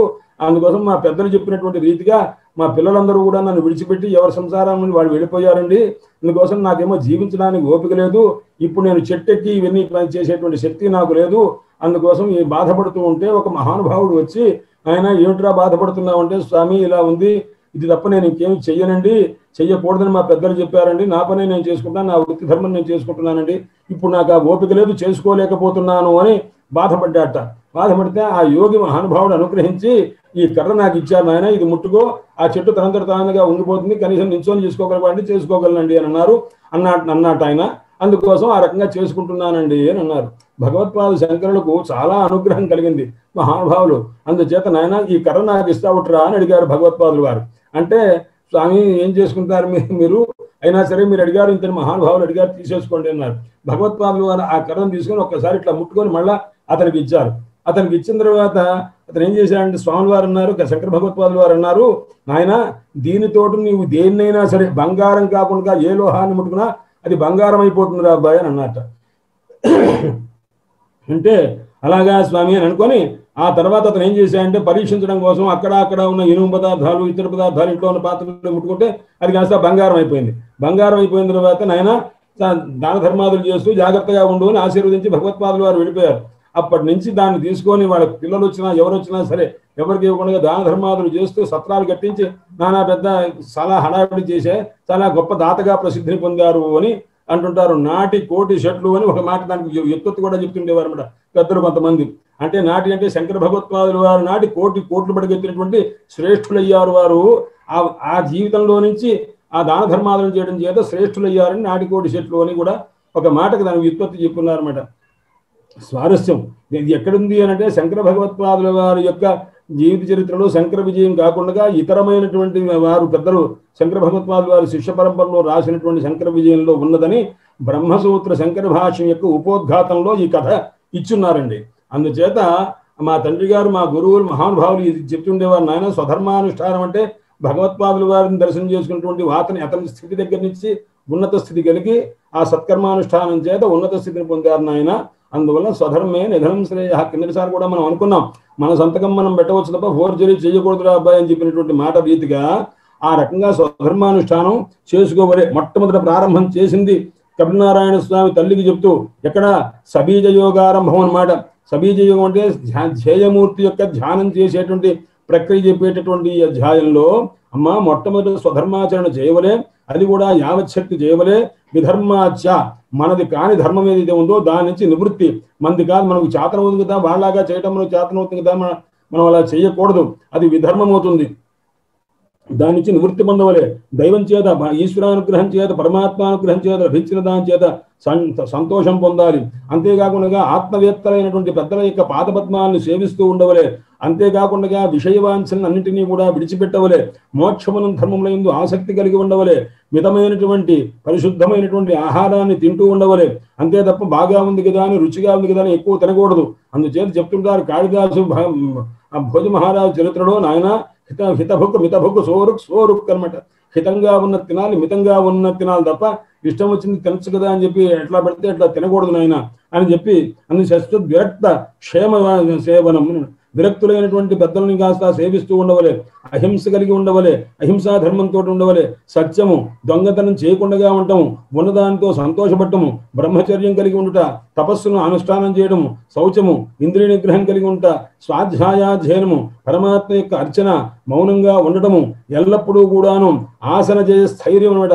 అంటే ఒకసారి ఒక రకంగా కూర్చున్నారంటే 4 గంటలు 5 గంటలు 6 గంటలు ఎన్ని గంటలైనా సరే కదలకుండా ఆసనం మార్చుకోకుండా కూర్చోగలిగి ఉండాలి. అలాంటి స్థితిని కూడా ఉండాలి. అలాగే ప్రాణవాయువుని జయించగలి ఉండవన్నమాట. అంటే ఇది చేసుకునే ప్రాణాయామం చేసేటువంటి విధానం దాన్ని పెంచుకోవాలి. శనై నెమ్మదిగా ప్రత్యాహారశ్చ ఇంద్రియాణం, అలా చేయటం వల్ల ఏమవుతుంది అన్నాడు, ఇంద్రియములను నిగ్రహించుకునేటువంటి శక్తి ఏర్పడుతుంది. విషయముల నుంచి ఇంద్రియములు కాస్త దూరంగా ఉంటవి, మనస్సు కాస్త ఇంద్రియముల నుంచి దూరంగా ఉంటుంది. ఆ ఉండడం వల్ల మనస్సు మాత్రం ఇంద్రియ సంబంధం లేకుండా ఉంటే, ఇంద్రియములు విషయ సంబంధం లేకుండా ఉంటే మనస్సు ఏ స్వరూపాన్ని పొందవలనో ఆ స్వరూపాన్ని పొందగలుగుతుంది. ఏ ధ్యేయమూర్తిని ధ్యానం చేస్తుందో ఆ ధ్యానం చేసే మూర్తిని మాత్రమే మనస్సు పొందగలుగుతుంది ఆయన అని చెప్పి ఈ రకంగా ఆ ధ్యానం చేసేటువంటి రీతిలో ఏకాంతంగా ఉండి మనస్సు చేత ప్రాణాయామం చేత వైకుంఠుడైనటువంటి శ్రీ మహావిష్ణువు యొక్క లీలను కాస్త ధ్యానం చేస్తూ అదే మనస్సులో నిలుపుకోవటము, దీని చేత ఇతరమైనటువంటి వాటి యందు దుష్టమైనటువంటి వాటి యందు అసన్మార్గంలో ఉండేటువంటి విషయం కాస్త వైరాగ్యం కలిగి ఉండవలే. బుద్ధ్యా యుంజీత శనగై జితప్రాణ అతంద్రిత. తంద్ర అంటే అలసట లేకుండా ఎల్లప్పుడూ కూడా మనస్సు జితప్రాణ అంటే ప్రాణమున్న వాయువుని జయించినటువంటి వాడే ఆ రకంగా ఉండవలే. ఈ రకంగా యోగం చేత మాత్రమే సాధితమవుతుంది. అందుచేత తస్మిన్ స్వస్తి సమాసీన రుజుకాయ సమభ్యసేత్. ఆ రకంగా స్థిరమైనటువంటి ఆసనం కలిగినటువంటి వాడై ఈ యోగ ప్రక్రియ చేత ప్రాణాయామం చేసి ఉండవలే. శోధయేన్ మార్గం పూర కుంభక రేచక కుంభక పూరక 3 రకములుగా అంటే అనులోమ విలోమం 1 2 3 3 2 1 పద్ధతిలో కూడా యోగానుష్ఠానం చేయవచ్చు అని కూడా శాస్త్రం చెప్పింది. అందువల్ల ముందు గాలిని పీల్చడము, నిలుపటము, విడవటము, అలాగే ముందేం చేయాలని ఒకసారి విడిచి ఆ తర్వాత కుంభకం స్థిరం గాలిని పీల్చి దాన్ని స్థిరం చేసుకుని తర్వాత కాస్త పూర్ణ చేయటం అనేటువంటి పద్ధతులు ఇవన్నీ కూడా చెప్తారన్నమాట. అందుచేత ఈ రకంగా పూరక కుంభక రేచకముల చేత ప్రాతికూల్యేనవా దానికి విపరీతంగా కాని చేసి చిత్తం యథా స్థిరమ చంచలం. అలా చేయడం చేత ఏమవుతుంది, మనస్సు చాంచల్యాన్ని విడిచిపెట్టి స్థిరంగా ఉండగలుగుతుంది పొందవలసినటువంటి స్వరూపంలో. ఆ రకంగా విరక్తి కలిగినటువంటి వాడు యోగి ఉంటాడో అతను ఏం చేస్తాడు, వాయువగ్నిభ్యాం యథాలోహం వయ మలం. అంటే వాయువు ఎప్పుడైతే ఉందో చూడండి, కంసాలి కొలిమిలో బంగారాన్ని అగ్నిలో వేసి ఆ అగ్నిలో వేసి ఊరుకోడు. దాన్ని ఏం చేశాడు, ఎక్కువ జ్వాల కలిగిన తర్వాత ఆ బంగారంలో ఉన్నటువంటి మకిలి అగ్నిభ్యాం వాయు చేత అగ్ని చేత ధమాతం ఏ విధంగా దగ్ధం చేయబడినటువంటి సువర్ణం దానిలో మాలిన్యాన్ని విధంగా పోగొట్టుకుంటుందో అదే రీతిగా ప్రాణాయామం చేత దోషాలన్నింటినీ కూడా ధారణల చేత ప్రాణాయామం చేత ఆ కిల్పిషాన్ని పాపాన్ని కాస్త పోగొట్టుకోవలే అని చెప్పి ప్రత్యాహారైన సంసర్గాన్ని ధ్యానేన అనీశ్వరానుగుణాన్ అంటే ప్రత్యాహారం చేత అన్ని విషయాల నుంచి కూడా మనస్సును నిలుపుకోవడం చేత లాగుకోవడం చేత ఈశ్వరుని యందు అనీశ్వరమైనటువంటి గుణాలన్నింటినీ విడిచిపెట్టి ధారణ చేత ఈ రకంగా మనస్సును కాస్త పరమాత్మ యందే లగ్నం చేసుకున్నట్లయితే వాడు కృతార్థుడవుతాడు నాయన. అలా చేసుకున్న తర్వాత తన యొక్క మనస్సును ఏం చేయవలే, నిగ్రహించుకున్న తర్వాత నాసాగ్రన్యస్త నయన అంటే నాసిక యొక్క అగ్రభాగంలో తన నేత్రాన్ని కాస్త చూస్తూ ఆ పరమాత్మ యొక్క స్వరూపాన్ని ధ్యానం చెయ్యాలి అని చెప్పి. ఎందుకంటే కాళిదాసు పార్వతీదేవి యొక్క తపస్సును వర్ణించినప్పుడు కుమార సంభవంలో కూడా ఇదే రీతిగా ఆ తల్లి ఎలా ఉపాసన చేసింది అంటే నాసాగ్రం న్యస్త దృష్టి అని. ఆ నాసాగ్రం న్యస్త ఉంచబడినటువంటి దృష్టి కలిగినటువంటిది తల్లి ఆ ఈశ్వరుని యొక్క ఆరాధన చేసింది అని. ఆ రకంగా చేయవలే. చేస్తే అప్పుడు ఎటువంటి వారిని ధ్యానం చెయ్యాలయ్యా, ధ్యేయమూర్తి ఎవరయ్యా అన్నారు. ఇంతకుముందు ఏం చెప్పున్నారంటే యోగం సయోగ బీజం ధ్యానం అంటే పరమ ధ్యేయమూర్తి యొక్క స్వరూపాన్ని ధ్యానం చేసే ప్రక్రియ, దానికి సంబంధించిన యోగానుష్ఠానము ఇదంతా కూడా ఇందులో చెప్తున్నారన్నారు. ఇప్పటిదాకా ఎలా చెయ్యాలి విషయాల్ని విడిచిపెట్టి మనస్సును ఎలా దగ్గరికి లాక్కోవాలి, లాక్కొని దీని ఎందు మళ్ళా విషయ సంబంధమైన ఇంద్రియములు కానీ ఇంద్రియాలను ప్రేరణ చేసేటువంటి విషయములు కానీ ఏ రకంగా ఉండాలో చేసుకొని అప్పుడు ఆ మనస్సునికి ఇతర సంబంధం ఏది లేకుండా చేసిన తర్వాత మనస్సు ఇప్పుడు ధ్యేయమైన మూర్తి యందు లగ్నమవుతుంది అన్నారు. ఆ ధ్యేయమైన మూర్తి ఎవరై ఉండాలయ్యా అన్నారు. అప్పుడు చెప్తున్నాను ఆయన, ప్రసన్నమైనటువంటి ముఖం కలిగినటువంటి పరమాత్మ పద్మగర్భారుణే క్షణం ఆ కళ్ళల్లో ఎర్రటి జీర ఉంటుంది. పరమాత్మకు కరుణామయమైనటువంటి దృష్టి కలిగినటువంటి పరమాత్మ యొక్క నీలోత్పల దళ శ్యామం, ఏ నీలమైనటువంటి ఉత్పల దళం అంటే కలువరేకుల యొక్క నలుపుదనం ఎటువంటిదో అటువంటి వర్ణం కలిగినటువంటి వాడై, శంఖచక్ర గదా పద్మాన్ని ధరించినటువంటి వాడై, ఆ పద్మం తాలూకు కింజరకం పుప్పొడి దాని పీత కౌశ దాని యొక్క పచ్చదనం ఎటువంటిదో అటువంటి వస్త్రాన్ని ధరించినటువంటి వారై శ్రీవత్స వక్షసం, ఆ కుడిపక్కన లక్ష్మీదేవి యొక్క నివాసమైనటువంటి ఆ స్థితి శ్రీవత్స చక్రం అంటారు. అది వక్షస్థలం ముందు కలిగినటువంటి వారే, కౌస్తుభమణిని ధరించినటువంటి వారే, కౌస్తుభాముక్తగంధరం, ఆ మహానుభావుడు ఆ కౌస్తుభాన్ని పెట్టుకున్నట. ఆ కౌస్తుభం ఎక్కడి దాకా వ్యాపించి ఉంటుంది అన్నారు అంటే ఈ వక్షస్థలం లక్ష్మీదేవి యొక్క వక్షస్థలం దాకా కూడా వ్యాపించి ఉంటుందిట. ఎందుకయ్యా అన్నారన్నమాట అంటే ఆ లక్ష్మీదేవి ఉన్నటువంటి స్థానానికి ఇది ఒక పెద్ద తలుపుటండి. ఎందుకు ఆ తలుపు పెట్టుకుంది లక్ష్మీ అమ్మవారిని అడిగారు అంటే రాధా ప్రవేశ భీత్యాతో అన్నమాట. రాధాదేవి వచ్చి హఠాత్తుగా ప్రవేశిస్తుందేమో అని లక్ష్మీ అమ్మవారు ఏం చేశారంటే ఆ కౌస్తుభంని తన పక్కకు లాక్కొని తనకు తలుపుగా పెట్టుకుంది మహాతల్లి. అందుచేత అంటే రాధాదేవి అంటే అంత భయం, పరమాత్మ దగ్గర అనుగ్రహాన్ని పొంది తనకంటే ముందు వచ్చి తన స్థానాన్ని కాస్త లాక్కొని ఉంటుందేమో అనే భయం చేతని అందువచ్చి అటువంటి కౌస్తుభవని చేత అలంకరింపబడినటువంటి వక్షస్థలం కలిగినటువంటి వారై మత్తద్విరేభకలయా పరిహితం వనమాలయ. ఆ తర్వాత కృష్ణ పరమాత్మ ఇవన్నీ ధ్యానం చేస్తుండవలసిన ప్రక్రియ. ధ్యేయమూర్తి ఎవరో ఆ ధ్యేయమూర్తిని చెప్తున్నారు. నాయన వనమాల చేత అలంకరింపబడినటువంటి పరమాత్మ అన్నారు. వనమాల అంటే ఏమిటి అన్నారు? ఆపాదలంబినీం మాలాం వనమాలాం విదుర్బుధాహ అని. అంటే కంఠం దగ్గర నుంచి పాదముల దాకా వ్యాపించినటువంటి మాల. అంటే లక్ష్మీదేవి యొక్క వక్షస్థలంలో కౌస్తుభవని ఎక్కడి దాకా ఉంది అన్నాడు, కంఠం దాకానే వ్యాపించి ఉంటుంది. అంతకొద్ది కంఠం నుంచి వక్షస్థలం దాకా వ్యాపించి ఉంటుంది. లక్ష్మీదేవి యొక్క నివాసం ఎంతయ్యా అన్నారు. అయ్యా ఆ వక్షస్థలంలో కుడి పక్కన మాత్రమేనయ్యా, ఎడం పక్క కూడా లేదు. మరి ఇక్కడ ఈ వనమాల ఎక్కడి దాకా ఉంది అన్నాడు, కంఠం దగ్గర నుంచి పాదం దాకా వ్యాపించింది అనమాట. అందువల్ల ఎవరు గొప్పయ్యా? లక్ష్మీదేవి గొప్ప, వనమాల గొప్ప వనమాల గొప్పయ్యా అన్నారు. వనమాలంటే ఏమిటి అన్నో 5 రకములైనటువంటి దివ్యమైనటువంటి పుష్పముల చేత కూడుకొని తులసీదళముల చేత అలంకరింపబడి ఉంటుందో దాన్ని ఏమన్నారయ్యా అంటే వనమాల అని అన్నారు అని. పంచవిధ పుష్పముల చేత నిర్మితమైనది అని కూడా దీని గురించి ప్రత్యేకించి చెప్పున్నారన్నమాట. ఇది కాకుండా అనేక రకమైనటువంటి ఆభరణముల చేత అలంకరింపబడినటువంటి వారి పరమాత్మ హృదయాంభోజ కాంచి గుణముల సశ్రోణం, హృదయాంభోజ ఈష్టం, హృదయంలో నివసించి ఉంటారు. అట్టి పరమాత్మను మనం ధ్యానం చేసుకోవాలి మనసులో. ఏమని?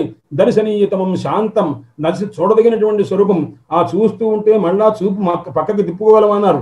లేదండి అన్నారు. ఆ పరమాత్మ ఏం చేస్తుంటారు? ఆయన చూస్తుంటే మనస్సులో ఆనందం కలుగుతుంటుందా. మనోనయనవర్ధనం, మనస్సులకు ఆనందం కలిగిస్తుంటుంది, నేత్రములకు ఆనందం కలిగించేటువంటి అపీచ్య దర్శనం అన్నారు. ఈ శబ్దము ఇంకా పురాణాల్లో ఇంకా ఎక్కడా రాదు. వేదవ్యాసుల వారి వాంగ్మయంలో ఇది చాలా కేవలం భాగవతానికి సంబంధించిన భాష. ఇది అపీచ్య అంటే మనోహరమైనటువంటి దర్శనం, అంటే దర్శనం కలిగినటువంటి వారు. ఆయన చూస్తూ ఉంటే నిత్య మనోహరుడు, ముందు మనస్సును లాగేస్తుంది అనమాట.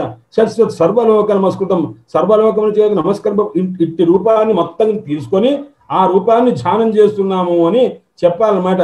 అది తల్లికి ఉపదేశం చేస్తున్నారన్నమాట. అమ్మా ఈ రకంగా సంతం వయస్సు కైశోరే అని పరమాత్మ వయస్సుని ఎంతని భావించాలండి అని అన్నారు. కైశోరే వయస్సు అయ్యా మొత్తం 12 సంవత్సరముల వయస్సులో ఉన్నట్టుగా భావన చేయండి. ఇది కాకుండా అట్టి పరమాత్మ ఎటువంటి వారయ్యా అన్నారు. భృత్యానుగ్రహ కాతరం, ఆయన మహా తొట్టుపాటుగా ఉంటారట.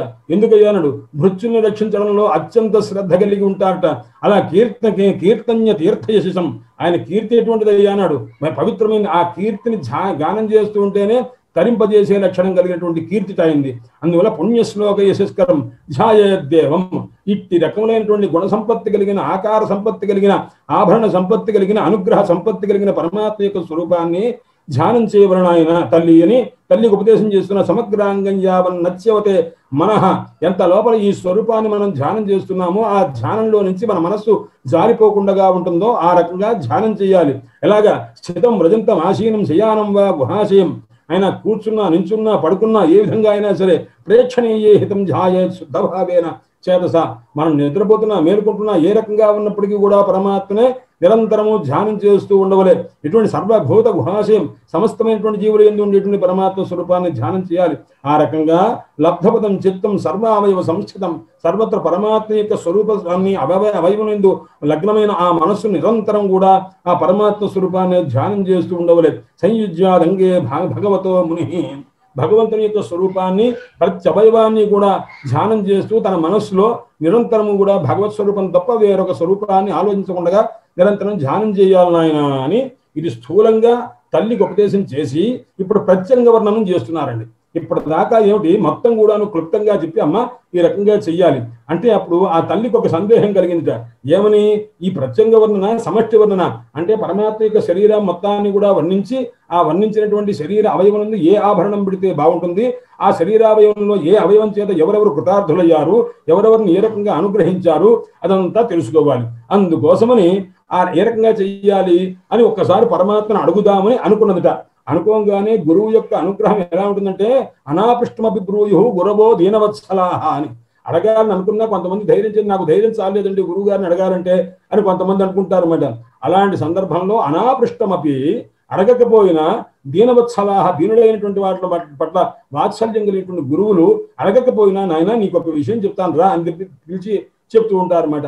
అలా మా గురువుల దగ్గర మా తండ్రి గారి మహానుభావుల దగ్గర అనేక విషయాలు నాయన నిద్రపోతూ చాలా జీర్ణావస్థలో ఉండగా నాయన నేను చెప్పింది మనం తెలిసిందని అనుకుంటావేమో, తెలిసింది అనుకున్నా సరే మళ్ళీ ఒకసారి వినరా అబ్బాయిని అద్వైత సిద్ధి గ్రంథంలో ఇక్కడ అక్కడ అనేక విషయాలు నాకు ఉపదేశం చేశారు. నేను కొన్ని మర్చిపోయి ఉన్నాను, అది తెలిసింది నాకు. అయితే ఎప్పుడు గుర్తు తెచ్చుకుందామంటే ఒకప్పుడు వారి అనుగ్రహంతో గుర్తు రావాల్సిందే తప్ప వేరకంగా రాదు. అందుచేత గురువుల యొక్క అనుగ్రహం ఎలా ఉంటుందంటే అడగకపోయినా చెప్తారు. పరీక్షణ్ మహారాజు సుఖయోగిని వారు ఆ రకంగానే అనేక రకములు అడగకపోయినా సరే కొన్ని చెప్పారన్నమాట. ఆ రీతిగా అది గురువుల యొక్క అనుగ్రహం ఎలా ఉంటుంది. అందువల్ల ఆ తల్లి యందు అనుగ్రహ దృష్టి కలిగిన వారే మహానుభావు విలక్షయేకత్ర సంయుజ్యాదంగే భగవతో ముని భగవంతుని యొక్క శరీరావయమునందు ఆ సంయోజన చేసి నాయన ఆ ధ్యానం చెయ్యాలి అన్నారు. అక్కడి నుంచి ప్రారంభం చేస్తున్న ఈ శ్లోకం దగ్గర నుంచి ప్రారంభం సంచింతయేత్ భగవతశ్చరణారవిందం. చూడండి, మానవ మౌళితో వర్ణ్యా దేవతాశ్చారణస్తదా అనే చరణతస్తథా అనమాట. అంటే మానవుల్ని వర్ణించేటప్పుడు ఎప్పుడైనా సరే శిరస్సు నుంచి పాదం దాకా వర్ణించాలి, భగవంతుడిని వర్ణించేటప్పుడు పాదాల దగ్గర నుంచి శిరస్సు దాకా వర్ణించాలి.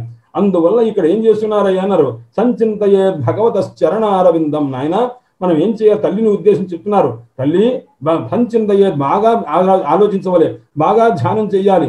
ఏం ధ్యానం చెయ్యాలి? మొట్టమొదట భగవంతుని యొక్క పాదారవిందాన్ని ధ్యానం చెయ్యాలి. అది ఆ భగవంతుని యొక్క పాదారవిందములు పాదపద్మాలు ఏ రకంగా ఉంటుంది అన్నారు. వజ్ర అంకుశ ధ్వజ సరోరుహ లాంఛనాఢ్యం.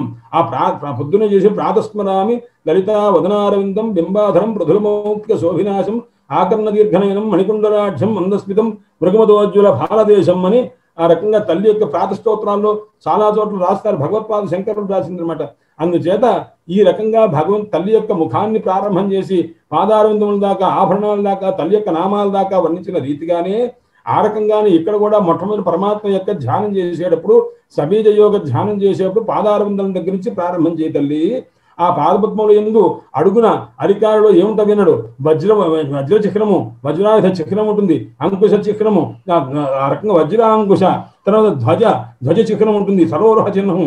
ఇవన్నీ మనకు రేఖలు పాదాలకు రేఖలు ఉన్నట్టుగానే ఇవన్నీ కూడా చక్రములు ఏ మహానుభావుని యొక్క పాదపద్మముల యందు ఉన్నవో ఉత్తుంగ రక్త విలసన్ నఖచక్రమాణ జ్యోత్స్నాభిరాహత మహధృదయాంధకారం.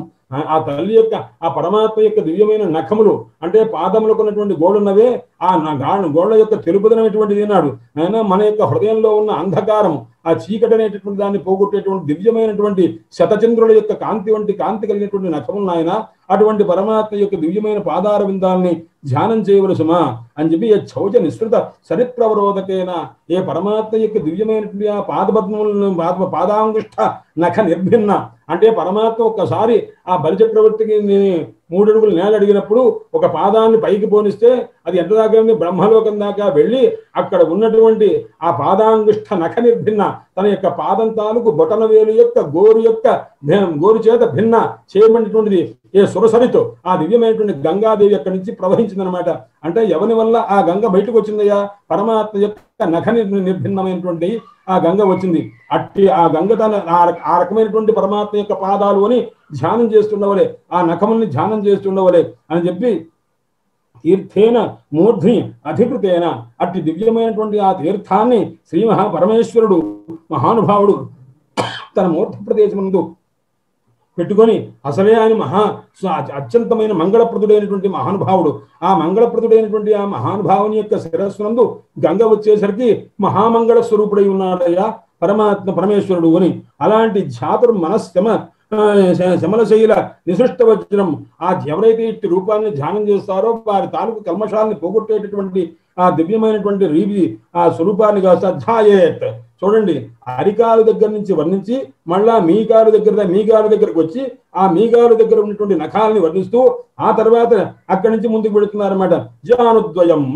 జానుద్వయం అంటే ఈ మోకాలు ప్రదేశం దగ్గర నుంచి వర్ణన చేస్తున్నారన్నమాట. జలజలోచనయా జనన్యా లక్ష్మ్యా అఖిలస్య సురవందితయా విధాతు పూర్వోర్నిధాయ కరపల్లవరోజుషాయ సంలాలితం హృది విభోరభవస్య కుర్యాత్. ఆ మహాలక్ష్మి అమ్మవారు అందుకోసమే నవవిధ భక్తులు చెప్పేటప్పుడు ఆయన పాదసేవన భక్తులు ఉంది కదా, అది ఎవరు చేశారండి బాగా అన్నారు. లక్ష్మీదేవి చేసినట్టు ఇంకెవరూ చేయలేదండి. అందువల్ల అందరికంటే బాగా చేసింది ఎవరయ్యా అని అంటే లక్ష్మీదేవి మాత్రమే చేసింది సుమా అని అన్నారన్నమాట. అంటే లక్ష్మీదేవి ఏం చేసిందయ్యా అన్నాడు. పాదసేవన భక్తి ఆమె చేసినట్టుగా ఇంకెవరు చేయలే. అందువల్ల ఆ పాదసేవన భక్తిలో ప్రసిద్ధురాలు శ్రీ మహాలక్ష్మి. తదంఘ్రి భజనే లక్ష్మీ. నవవిధ భక్తుల్లో మహావిష్ణువు యొక్క పాదసేవన చేయటంలో లక్ష్మీదేవితో సాటి ఎవ్వరూ లేరుట. అందుకోసమని ఆ పరమాత్మ యొక్క పాదం దగ్గర నుంచి మోకాలు దాకా ఉన్న స్వరూపాన్ని తన యొక్క ఒడిలో పెట్టుకుని పరమాత్మ యొక్క నిత్యం కూడా ఆ పరమాత్మ పాదాలు ఒత్తుతూ ఆ దివ్యమైనటువంటి స్థితిలో ఉండుట. అందుకోసమే లక్ష్మీదేవికి ఏ అవతారంలో కూడా పరమాత్మతోటి వియోగ లేశం కూడా లేనే లేదనమాట. అలాంటి స్థితి కలిగిందయ్యా. ఎందుకంటే ఆ పాదసేవనంలో ఉన్నటువంటి గొప్పతనం సుమా అన్నారు. జానుద్వయం జలజలోచనయా జనన్య. జలజలోచనైనటువంటి ఆ జనని అయినటువంటి లక్ష్మీదేవి చేత ఆ ఎంతసేపు ఆ పాదసేవ చేస్తుంటే లక్ష్మ్యా అఖిలస్య సురవందితయ విధాతు ఊర్వోర్నిధాయ. ఆ ఊరు భాగంలో ఉంచుకొని కరపల్లవ రోజిషాయతు ఆ పాదముల యొక్క స్వరూపాన్ని ఈ చేతులతోటి చిగురుటాకు వంటి సుకుమారమైన చేతులతోటి పరమాత్మ యొక్క పాదసేవ చేస్తున్నదట. సంలాలితం హృది విభోర భవస్య కుర్యాత్. అట్టి పరమాత్మ యొక్క దివ్యమైనటువంటి ఆ సేవ, ఆ దివ్యమైనటువంటి ఆనందాన్ని కలగజేయుగా కానీ ధ్యానం చేయవలే. ఆ తర్వాత ఊరు అక్కడి నుంచి ఎక్కడికి వెళ్ళారయ్యా అన్నారు. అంటే అరికాలు, పాదములు, మీగాలు జాను ప్రదేశం దాకా వచ్చి ఆ జంఘా ప్రదేశము, జాను ప్రదేశము, ఆ తర్వాత ఊరు, ఆ ఊరు స్వరూపం కరపల్లవ రోజిషాయత్ సంలాలితం హృది విభోర భవస్య కుర్యాత్. ఊరు సుపర్ణ భుజయో రధిశోభమాన. భాగవతంలో చాలా చోట్ల వస్తుంది. పరమాత్మ భక్తుల్ని ఆదరించడానికి ధ్రువుడి దగ్గరికి వచ్చారట. ఆ ధ్రువుడి దగ్గరికి వచ్చేటప్పుడు ఆ మహానుభావుడు ఎలా వచ్చారయ్యా అన్నారు. అంటే సుపర్ణ, ఆ సుపర్ణుడుగా గరుత్మంతుని యొక్క ఆ భుజం మీద ఆ దివ్యమైనటువంటి పాదాన్ని పెట్టారు. ఆ ఊరు భాగాన్ని ఆ సింహాసన రూపంగా ఆ ఆస్తరణం ఉంటే దాని మీద కూర్చొని ఉన్నట్ట. అలాంటి దివ్యమైనటువంటి ఆ పరమాత్మ యొక్క ఆ ఊరు భాగాన్ని కాస్త ధ్యానం చెయ్యాలి నాయన. ఆ తర్వాత నాభికృతం అంటే ఆ బొడ్డు ప్రదేశం, అది భువనకోశ గుహోదరస్థం, సమస్తమైనటువంటి ప్రపంచాన్ని కాస్త సృష్టించేటటువంటి ఆ బ్రహ్మదేవుని కూడా సృష్టించినటువంటి ఆ పద్మము అందు నుంచి ఆవిర్భూతమైంది నాయన అని అన్నారన్నమాట. అందుచేత అలాంటి పరమాత్మ యొక్క దివ్యమైనటువంటి స్వరూపాన్ని ధ్యానం చేయవలే. తర్వాత ఉదరస్థానం దగ్గర నుంచి నాభిస్థానం దగ్గర నుంచి వక్షస్థానం దాకా వచ్చింది. వక్షోధివాసం వృషభస్య మహావిభూతే. సమస్త మహావిభూ దివ్యమైనటువంటి ఆ పరమాత్మ యొక్క నివాసం ఎక్కడైతే ఉందో మనోనైన నివృత్తి మాదధానం. ఆ పరమాత్మ యొక్క దివ్యమైనటువంటి స్వరూపం వక్షస్థానం ఎటువంటిది అన్నాడు అంటే మనస్సునకు ఆనందాన్ని కలగజేసే, నయనమునకు ఆనందాన్ని కలగజేసేటువంటిది అని కంఠంచ. ఆ తర్వాత అక్కడి నుంచి వక్షస్థలం దగ్గర నుంచి కంఠం దాకా వెళ్ళారు. ఆ కంఠం ఎటువంటిది నాడు కౌస్తుభమణి విభూషణార్థం కుర్యాత్. ఆ కౌస్తుభమణి ఆ దివ్యమైనటువంటి అలంకారం చేయడానికి స్థానం అయ్యి కృతార్థమైపోయింది అనమాట. అటువంటి ఆ కంఠాన్ని ధ్యానం చేయాలి. తర్వాత పరమాత్మ యొక్క బాహువులు, ఆ బాహువులు ఏం చేసినవయ్యా అన్నాడు. దేవాసురుల యొక్క సంగ్రామం సందర్భంలో అమృతమంధన మథనం చేసేటప్పుడు ఈ బాహువులే ఇటుపక్క అటుపక్క ఉండి మథనం చేసి అమృతాన్ని పుట్టించినవి ఆయన. మా మందరగిరే పరివర్తనైన నిర్నిక్త బాహులతయ అంతిమ అధిలోకపాలను సంచింతయేత్. ఆ రకంగా దేవతల్ని రాక్షసుల్ని కూడా వాడు పోరాడుతుంటే వాడికి శక్తి లేకపోతే పరమాత్మ ఏం చేశారంటే ఇటు రెండు చేతులు అటు రెండు చేతులు పెట్టుకొని ఆయనే చిలికినట్టుగా చిలికి ఆ రకంగా వచ్చేట్టు చేశారు నాయన. అటువంటి కౌమోదకి. ఆ తర్వాత ఏం చేయాలి, ఆ పరమాత్మ యొక్క చతుర్బాహులు ఎందు చతురాయుధములు 4 ఆయుధములు ఉన్నవి. అందులో కౌమోదకి అనేటువంటి ఒక గద ఉన్నది. అది ఎటువంటిది అన్నాడు, శత్రువుల యొక్క రక్తం చేత సిద్ధమైంది, తడిసినటువంటి ఆ దివ్యమైనటువంటిది నాయన అని చెప్పి మధువ్రత వరూహ విరోపభృష్టాం జైత్యస్య అని ఆ పరమాత్మ యొక్క దివ్యమైనటువంటి ఆ కంఠాన్ని వర్ణించారు.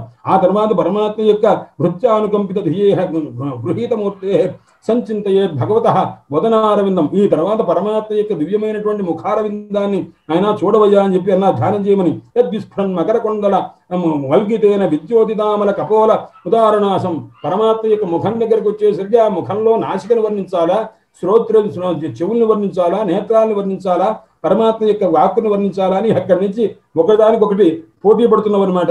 అందుచేత విస్ఫురన్ మకర కుండల వల్గితేన విద్యోతితామల కపోల ముదారణాసం, ఆ చెక్కిళ్ళ పైన ఈ కర్ణకుండలములు అంటే చెవులకున్నటువంటి ఏ కుండలములు ఉన్నవో దాని కాంతి ఆ చెక్కిళ్ళ మీద పడుతుంటే, ఆ దివ్యమైనటువంటి కాంతి కలిగిన ఆ ముఖాన్ని చూస్తుంటే ఆయన ఎవరైనా విడిచిపెట్ట బుద్ధి అవుతుందా? శ్రీనికేతమలి పరిసేవ్యమానం, పరమాత్మ యొక్క ముఖం ఉన్నదే అది ఎటువంటిది అన్నాడు. ఆ నేత్రములు ఎంత గొప్పగా ఉన్నవయ్యాన్నాడు. భూత్యా స్వయా కుటిల కుంతల వృందజుష్టం, పరమాత్మ యొక్క ఆ కుంతలములు ఆ జుట్టు ఎంత మనోహరంగా ఉంది నాయన, అత్యంత సుగంధభరితంగా ఉందిట. అక్కడ ఉన్నటువంటి ఆ సౌగంధాన్ని ఆఘ్రాణం చేయడానికి తుమ్మిదలు ఝంకారం చేస్తున్నవా అన్నట్టుగా ఉంది. తస్యావలోక అధికం కృపయాది ఘోర తాపత్రయోపశమనాయ నిసృష్టమక్షణోహం, పరమాత్మ యొక్క నేత్రాల దగ్గరికి వెళ్ళారు. నేత్రాలు ఎలా ఉన్నవయ్యా అన్నారు. ఆ పరమాత్మ యొక్క కళ్ళల్లో ఉన్నటువంటి దివ్యమైనటువంటి ఒక జాలి, దయ, అనుగ్రహము అది ఉందే ఆశ్చర్యకరంగా ఉంది నాయన. అవలోకం అధికం కృపయా అతి ఘోర తాపత్రయోపశమనాయ, కృపాదృష్టి ఉందిట. ఆ కృపాదృష్టి ఏం చేస్తుంది, మనలో ఉన్నటువంటి అతి భయంకరమైనటువంటి తాపత్రయం ఉందో దాన్ని కాస్త పోగొట్టేటటువంటి శక్తి ఉంది నాయన ఆ నేత్రంలో ఎందు. తల్లి ఆ నేత్రాన్ని ధ్యానం చేయమ్మా. స్నిగ్ధ స్మితానుగుణితం విపుల ప్రసాదం ధ్యాయే చిరం విపుల భావనయా గుహాయాం, అట్టి పరమాత్మ యొక్క దివ్యమైనటువంటి నేత్రాన్ని ధ్యానం చేయవలి తల్లి. ఆ తర్వాత పరమాత్మ యొక్క హాసము, ఆ హాసాన్ని కాస్త అది ఎటువంటిది అని సమస్తమైన వారి యొక్క శోకాల్ని పోగొట్టేటటువంటి శోకాశ్రు సాగర విశోషణమత్యుదారం, సమస్తమైన దుఃఖం అనేటువంటి సముద్రాన్ని కాస్త పోగొట్టేటటువంటి సామర్థ్యం కలిగింది తల్లి. ఆ పరమాత్మ యొక్క చిరునవ్వు సమ్మోహనాయ రచితం, ఎటువంటి వారినైనా సరే మోహింపజేసి పారేస్తుంది. ఆ కుంతీదేవి దగ్గర వస్తుంది, ప్రథమ స్కంధంలో వస్తుంది. అప్పటిదాకా ఆ కృష్ణ పరమాత్మని ఆ కుంతీదేవి అడిగింది, నాయన నాకు ఒక్క పని చేయవయ్యా, నాకు మా వాళ్ళెందు, మా అత్తింటి వాళ్ళెందు, మా పుట్టింటి వాళ్ళెందు ఎవరి మీద కూడా ప్రేమ లేకుండా చేయవలసింది అని అడిగింది కుంతీదేవి. అనేసరికి పరమాత్మ ఏం చేశారంటే అలాగే ఒక చిన్న నవ్వు నవ్వాట. నవ్వంగానే ఇంత వైరాగ్యంగా మాట్లాడిన కుంతీదేవి కాస్త పరమాత్మ యొక్క నవ్వు చూడంగానే మొత్తం తనకున్న వైరాగ్యం అంతా ఎగిరిపోయిందిట. ఎగిరిపోయిన తర్వాత నాయన భీమ మన బట్టలు సర్దుకున్నా అవి చేద్దాం అన్నదిట. అంటే మళ్ళా సంసారంలో పడిపోయింది. ఎందుకయ్యా పరమాత్మ యొక్క నవ్వు ఎటువంటిది అంటే మహామోహనమైనటువంటిది అనమాట. ఎక్కడ గోపికల దగ్గర నుంచి యావత్తు ఆత్మని ఇంద్రి కూడాను మోహింపజేసేది. ఏ సమయంలో వాళ్ళకి మోక్షం కావాలనో, ఏ సమయంలో భక్తి పరిపూర్ణమై ఉందో, పరినిష్ట స్థితి కలిగిందో అప్పుడు ఇవ్వగలరు పరమాత్మ. అది లేకపోతే పొరపాటును కూడా ఇవ్వరు అనమాట. అన్ని అజ్ఞాత భక్తి రసం అప్రసరద్వివేకం అత్యంత గర్వ మనధీత సమస్త శాస్త్రం అప్రాప్త సత్యం అసమీప గతంచ ముక్తే కామాక్షి నైవ తవ కాంక్షరి దృష్టిపాత అని మహానుభావుడు మూకకవి చెప్పాడు. మూకకవి అని కామాక్షి అమ్మవారి భక్తుడు. ఆ మహానుభావుడు చెప్తారు. ఆయనకు ఒక్కసారి వచ్చిందిట మాట. ఆ మాట పుట్టినప్పుడు రాలేదు, చిన్నతనంలో రాలా. ఉపనయనమైన తర్వాత తండ్రి గారు కాంచిలో కామాక్షి వారి గుళ్ళో పడేసి తల్లి నువ్వు ఇచ్చిన ప్రసాదం నువ్వే తీసుకొని తలుపు వేసేశారు. వేస్తే మర్నాడు పొద్దున్నే వచ్చి రాత్రి పడేస్తే పొద్దున్న అయ్యేసరికి ఆ పిల్లవాడు ఉన్నాడో లేడో అని మళ్ళా తలుపు తీశారట. తీయగానే మహానుభావుడు 500 శ్లోకాలు చెప్పారు. అందులో కటాక్ష శతకమని అమ్మవారి కన్ని చూపుని వర్ణిస్తూ 100 శ్లోకాలు చెప్పారు. అందులో చిట్ట చివరి శ్లోకం అనమాట అజ్ఞాత భక్తి రసం అప్రసరత్ వివేకం తల్లి. చివరి శ్లోకానికి ముందున్న శ్లోకం అనుకుంటా. అజ్ఞాత భక్తిరసం తల్లి నీ చూపు ఎవరి మీద పడుతుంది అంటే ఎవరికైతే భక్తిరసం బాగా ఉన్నదో వారి మీదే పడుతుంది. అంతే తప్ప ఎవరికైతే భక్తిరసం లేదో వాడి మీద నీ చూపు పడదు తల్లి. అజ్ఞాత భక్తిరసం అప్రసరత్ వివేకం ఎవరికైతే వివేకం లేదో వాడి మీద నీ దృష్టి పడదు తల్లి. ఎవరైతే వివేకం ఉంటుందో వాడి మీదే పడుతుంది అన్నమాట. అప్రసరత్ వివేకం అత్యంత గర్వం ఎవరైతే గర్వం కలిగి ఉంటాడో వాడి మీద నీ దృష్టి పడదు తల్లి. అందువల్ల ఎవరైతే గర్వరహితుడై ఉంటాడో వాడి మీదే నీ దృష్టి పడుతుందమ్మా.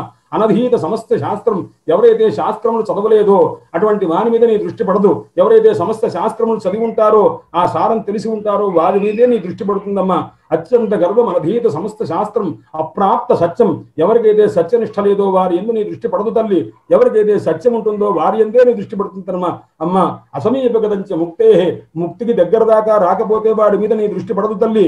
ముక్తికి దగ్గర వచ్చినటువంటి వారి మీద నీ దృష్టి పడుతుంది తల్లి. అందువల్ల అసమీపగతంచ ముక్తే కామాక్ష నైవ తవ కాంక్షతి దృష్టిపాత. అందువల్ల కృష్ణ పరమాత్మకు పరదేవతకు తేడా లేదు. కృష్ణ శైవ దుర్గా స్యాత్ ఎవరైతే కృష్ణ పరమాత్మ అంటున్నారో ఆ కృష్ణ పరమాత్మే దుర్గాదేవి. ఎవరైతే దుర్గాదేవి అనుకుంటున్నారో ఆ దుర్గాదేవి కృష్ణ పరమాత్మ. వీరిద్దరికి తేడా చూసినట్లయితే వాడికి సంసారంలో నుంచి మోక్షం ఉండదు. అందువల్ల ఈవాడు శుక్రవారం కాబట్టి ఆ పరమాత్మ యొక్క అనుగ్రహం చేత ఆ పరదేవతా స్మరణ చేసుకుని ఆ తల్లి యొక్క చిరునవ్వుతో దివ్యానందాన్ని అనుభవించేటువంటి రీతిగా ఈ పూట పాఠాన్ని ఇంతటితోటి విశ్రాంతి పొందుతాము. మరల శుక్రవారం నాడు మిగతా భాగం చదువుతాము. హరయే నమః. స్వస్తి.